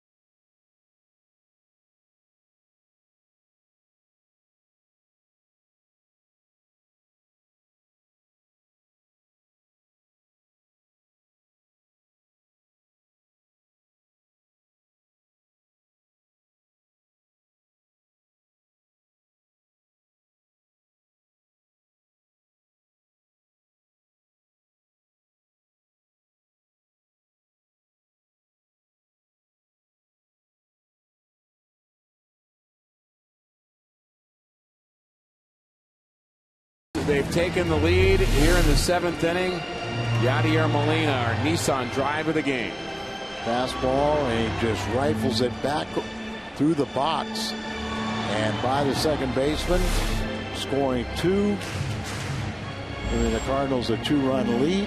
His 4th RBIs in the afternoon, 2 in the first inning, 2-run home run, and now a 2-run single. 3 players in this game with 4 RBIs. Matt Holliday has 3 hits, 4 RBIs for the Cardinals. Molina, 2 hits, 4 RBIs, and Mike Moustakas 4 for Kansas City. Shane Robinson with a chance to tack on. Facing Kelvin Herrera, 5'10", 200 from the Dominican Republic, only 22 years of age. A lot of young players on this team.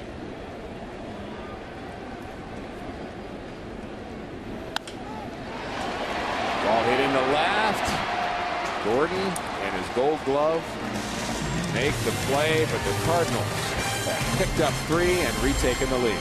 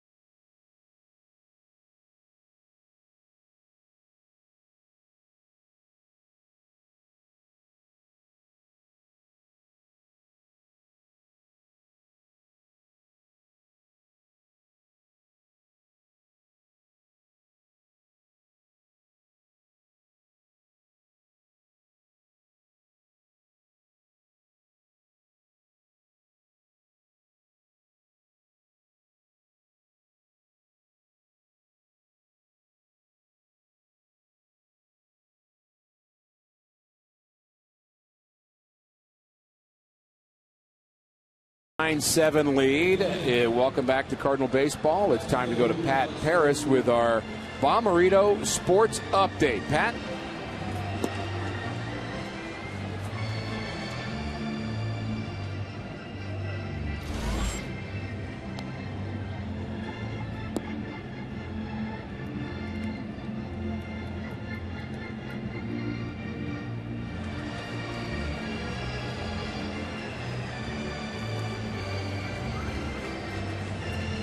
Thanks, Pat. We'll be together on the post-game show following this game, and the Cardinals are hoping they can get 6 more outs. Outs are becoming very difficult to get here in the later innings. 3 runs in the top half of the 7th, 3 in the bottom, and we've seen a ton of relievers, Al. 5 for the Cardinals and 5 for Kansas City.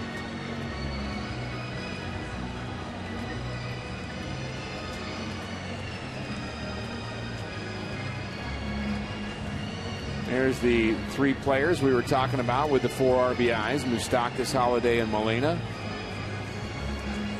It may be difficult to pick a star of the game, but we'll do it. We'll find a way. You love it when you have multiple choices. Mitchell Boggs, who got the final out to end the 7th inning. He's could be the winner in this game. I'll ask him to get 3 outs here, and then I'm sure turn it over to Mott.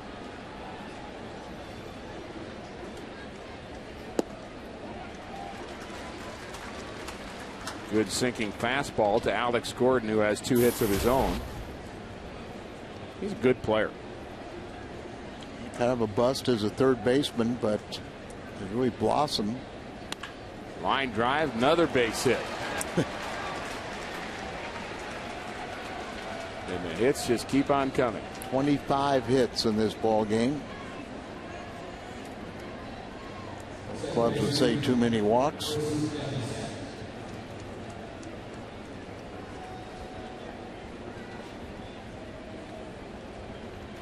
Amazing how difficult those last 6 outs are to get.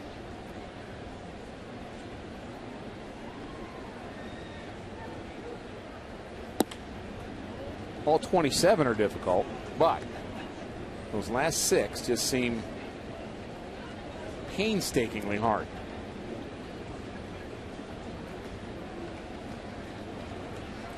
Now with this Royals ball club that accustomed playing close games,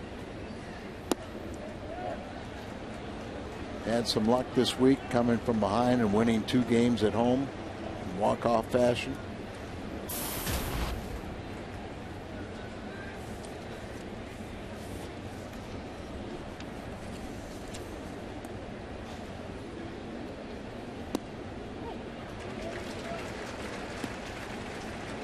Wondering about the Cardinals bullpen. They still have Michael Clado, Fernando Salas, who threw an inning yesterday, and Jason Mott, the closer. This is just a typical game for the Royals.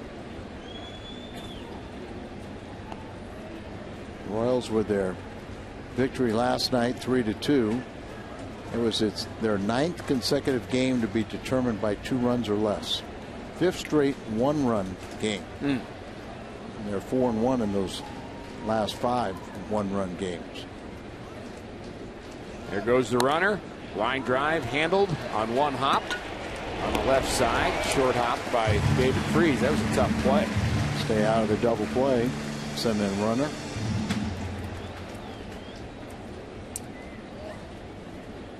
Well hit by Getz. Nice play by David Freese, who's been talking a lot about his defense. He said, you know, I know everybody's giving me credit for my offense, but I'm really proud of the way my defense has improved after dealing with injuries last year and before that, for that matter.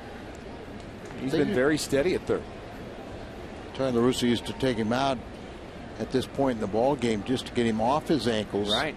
As coming back from the multiple surgeries on each ankle. But it wasn't a reflection that he couldn't play defense. And he says he's healthy now and he's proud of his defense, and rightfully so. 4 errors, not a high number for a third baseman with all the activity they get on the left side. Moustakas has 8 for Kansas City. Here's a ground ball again, handled by Freese. Nice play going to his left this time. This copyrighted telecast is presented by the authority of the St. Louis Cardinals. It may not be reproduced or retransmitted in any form. And the accounts and descriptions of this game may not be disseminated without the express written consent of the St. Louis Cardinals. So the last 6 outs are tough to get, but they sure are easier when your defense is good. That is true.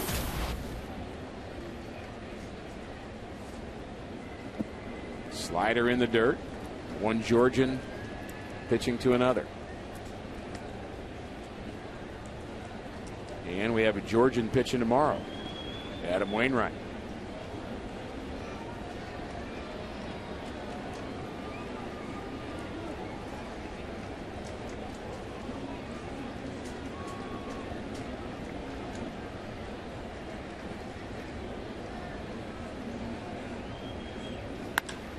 Line drive to right. Will it carry? It does. Beltran has it. Mitchell Boggs gets the Cardinals through the 8th.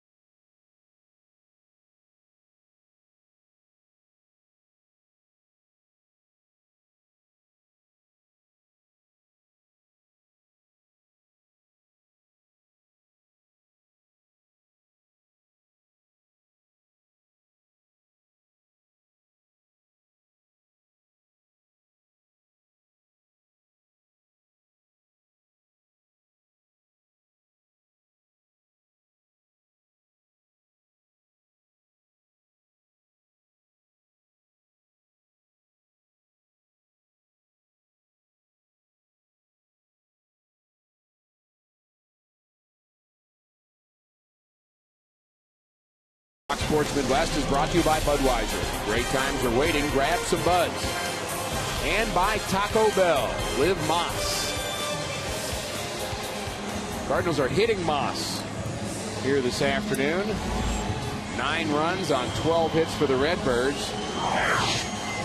Batting here in the bottom of the 8th inning. Chambers pitch inning for Boggs. Boggs in the 3rd, just 1 hit. And Marte, the only pitchers that were not scored upon today.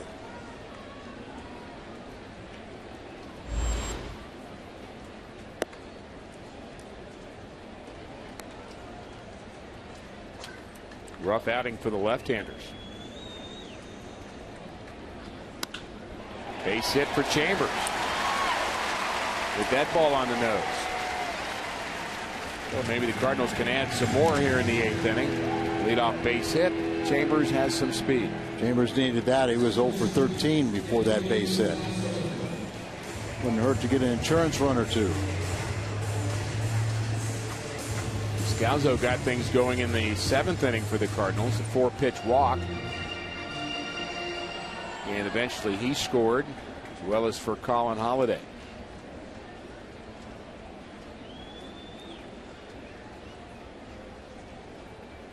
Bunt attempt. Well done. Hosmer throws out to Scalzo, who's hustling down the line. The sacrifice goes 3-4. Nice job to Scalzo. Perfect form. There it is. Let the ball come to him. Soft hands. Let the ball. The bat, and with the soft hands, it deadens the ball. Had the bat at the right angle to run it down the first base line. Stay fair. Not right back at the pitcher. It's a good view of the bat head being above the handle. Right. And then when you pull it back a little bit, you're still going to be even. But when the players get that bat too flat, when you start to pull back, it doesn't work. Drops. Smash. Exactly. Drops, and then you pop it up. Exactly. Nice to see for callback to hit the ball on the ground. With that ball well, that advances Chambers to 3rd. For Carlos Beltran. Carlos with a chance to go 4 for 5. 3 for 4 right now. A couple runs scored, an RBI. And they're not going to give him that chance. Let's everybody boo. Well, we'll give that chance to Holiday. 4 for 5.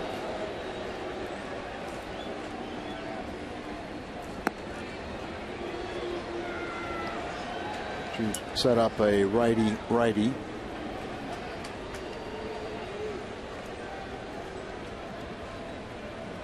Beltran came into this game with a .384 on base percentage. That's the number of times he gets on base, not just the hits, but the walks.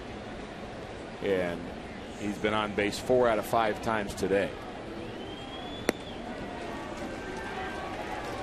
Holiday's never faced Herrera, and he's trying to go 4 for 5.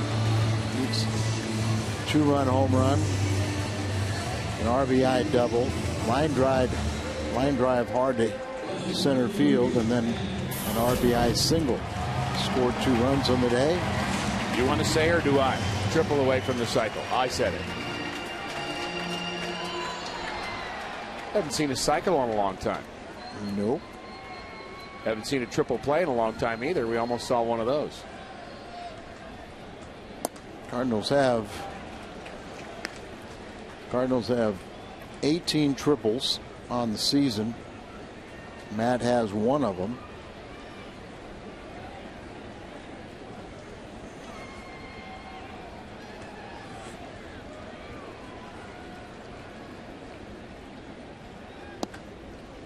Bruce got a inside the park home run yesterday as Jason Bay ran into the wall and hurt himself, maybe a concussion.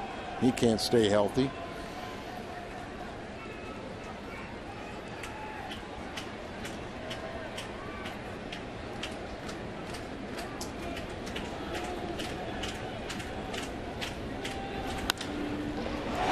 Fair inside the bag. It's not going to be a triple, but it's an RBI double for Holiday. And it's 10-7 St. Louis. Have a day, Matt. 5 RBIs. He's up to 40 now. And 4 hits. Second double. 2-run home run. And the strategy of Joaquin Beltran backfires. Such a good low ball hitter. Yep. And just kicks off the scoreboard. You see he's happy. 3-run lead now for Mott. With 2 more sitting out there for Alan Craig. Craig is 0 for 3 with a walk. Sit on the homestand, only 1 RBI.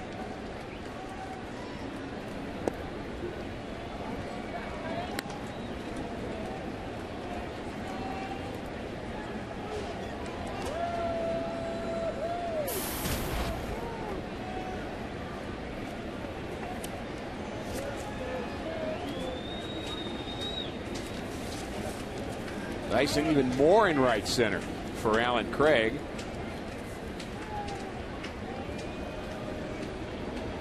Gap in left center is huge right now. Trying to get together on the signs with Quintero. We've seen Dyson all season, all series long. Now shade Cardinals to that right center field gap, but he is extremely in that position right now. Has great speed, so I didn't think he necessarily would have to be that far shaded. And if the ball hangs up, I guess he can run underneath it in left center, but good luck.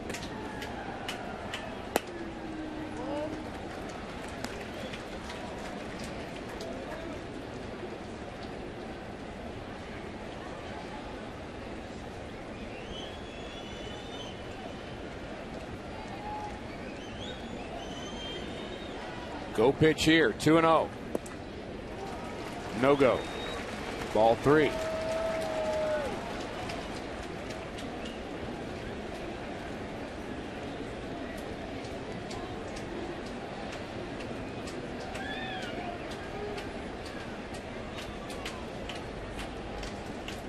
I would guess he would be swinging here.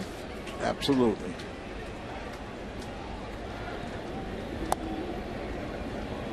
But he didn't. Well, I think he still has a green light, but that's when you get it selected. You say, okay, I'm just going to look for a pitch right here. If it's not there, even if it's a strike, you take it. You can do that 3-1 for that matter. Sure.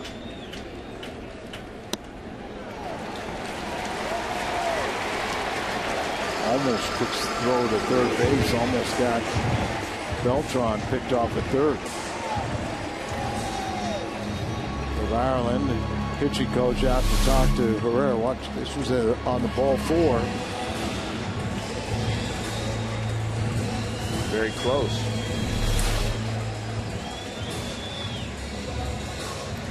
Oh, they're laughing about it now.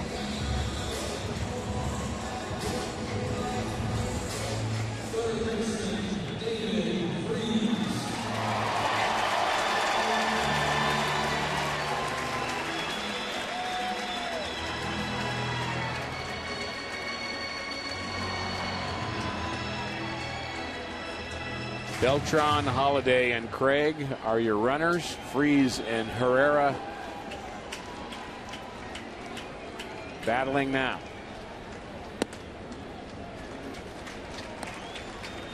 David struck out with the bases loaded in the 7th inning, but Yadier Molina picked him up.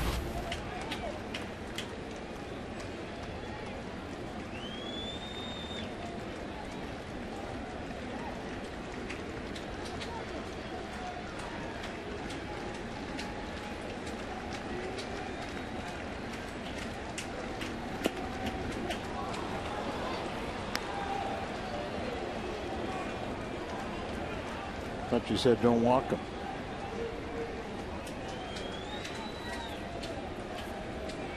I don't think he's going to walk. I wouldn't think so either.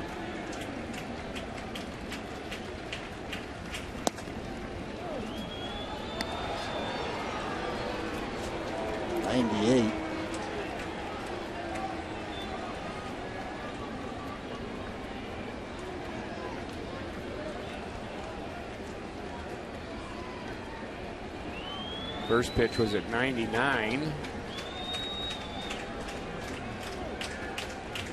1-2 the count. Freese strikes out again with the bases loaded.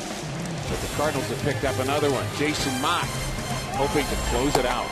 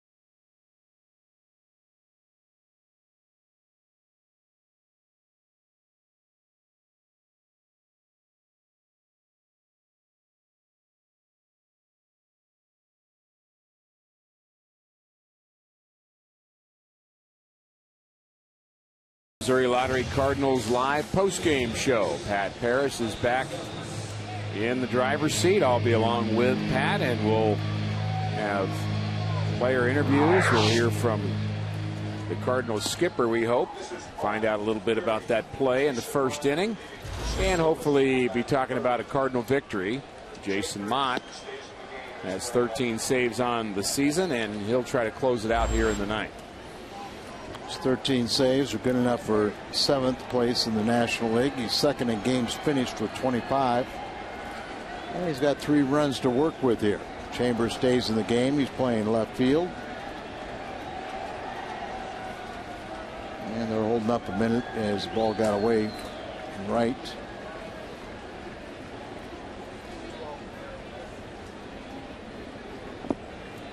We showed you earlier today the June 7th 14-run Cardinal game, and then 7 games after that just 14 runs. And today Cardinals have really found their offensive stroke again. So they can find it and keep it. And you hope they can find and keep a good feel in their bullpen too. Good feel in the bullpen, but you don't want to consistently give up 7 runs. Yeah, I agree. You have to be concerned a little bit, not wanting to throw cold water on the potential Cardinal victory here this afternoon, but the problems with Zepchinski and Sam Freeman today are something that will have to be fixed. And they both have the wherewithal to do it. Just Freeman's a young pitcher, and he's just got to learn how to put away left-handed batters, and Zepchinski's done it in the past. Just in a rut right now. Swing and a miss. Strikeout for Mott. That pitch at 97. Good start to the ninth.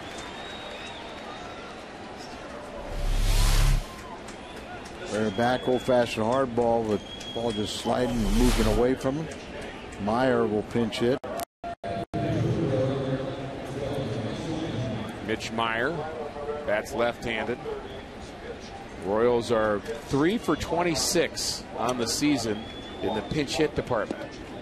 American League teams don't do it as often, and they only have 3 pinch hits all year.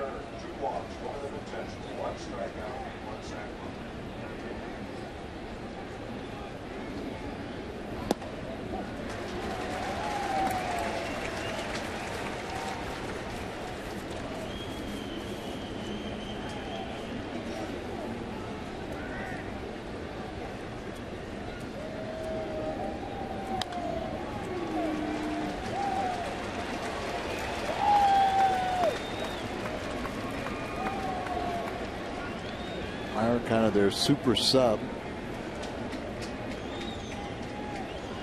Not a lot of power. He's hit 2 home runs this year, both of them off lefties.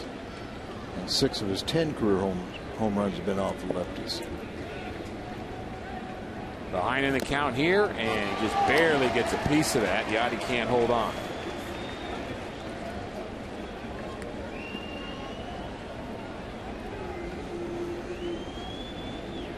And like all good utility players, he's made 2 pitching appearances in his career.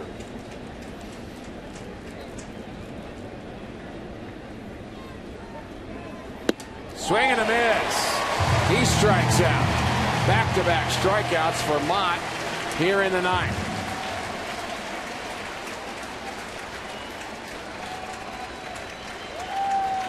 Jason Mott, a former catcher, couldn't make the grade, so he knew he had a good arm. And look at this.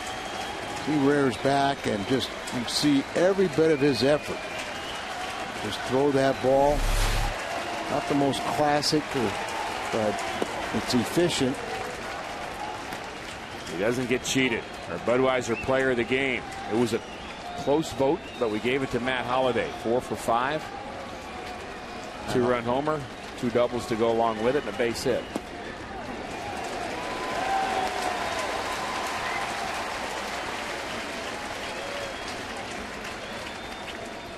Holliday had a very good month of May. Hope this will continue to jumpstart June a little bit. About the time people give up on this offense, it'll come back and show you that how potent it really is. Absolutely. 2-1.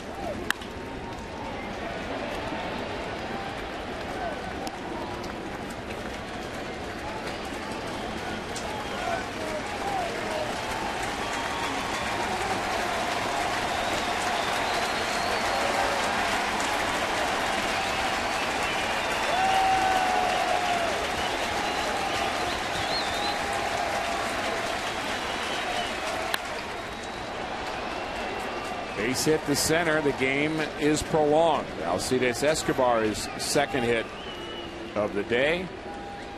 28 hits, evenly split between the 2 clubs.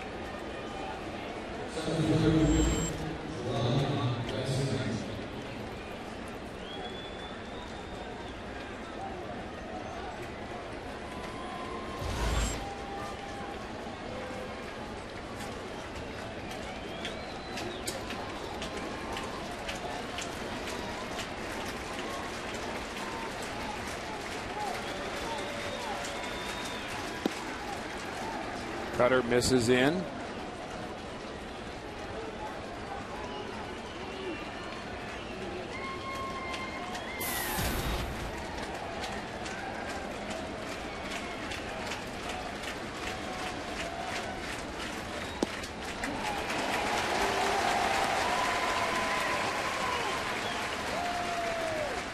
Quintero would bat next.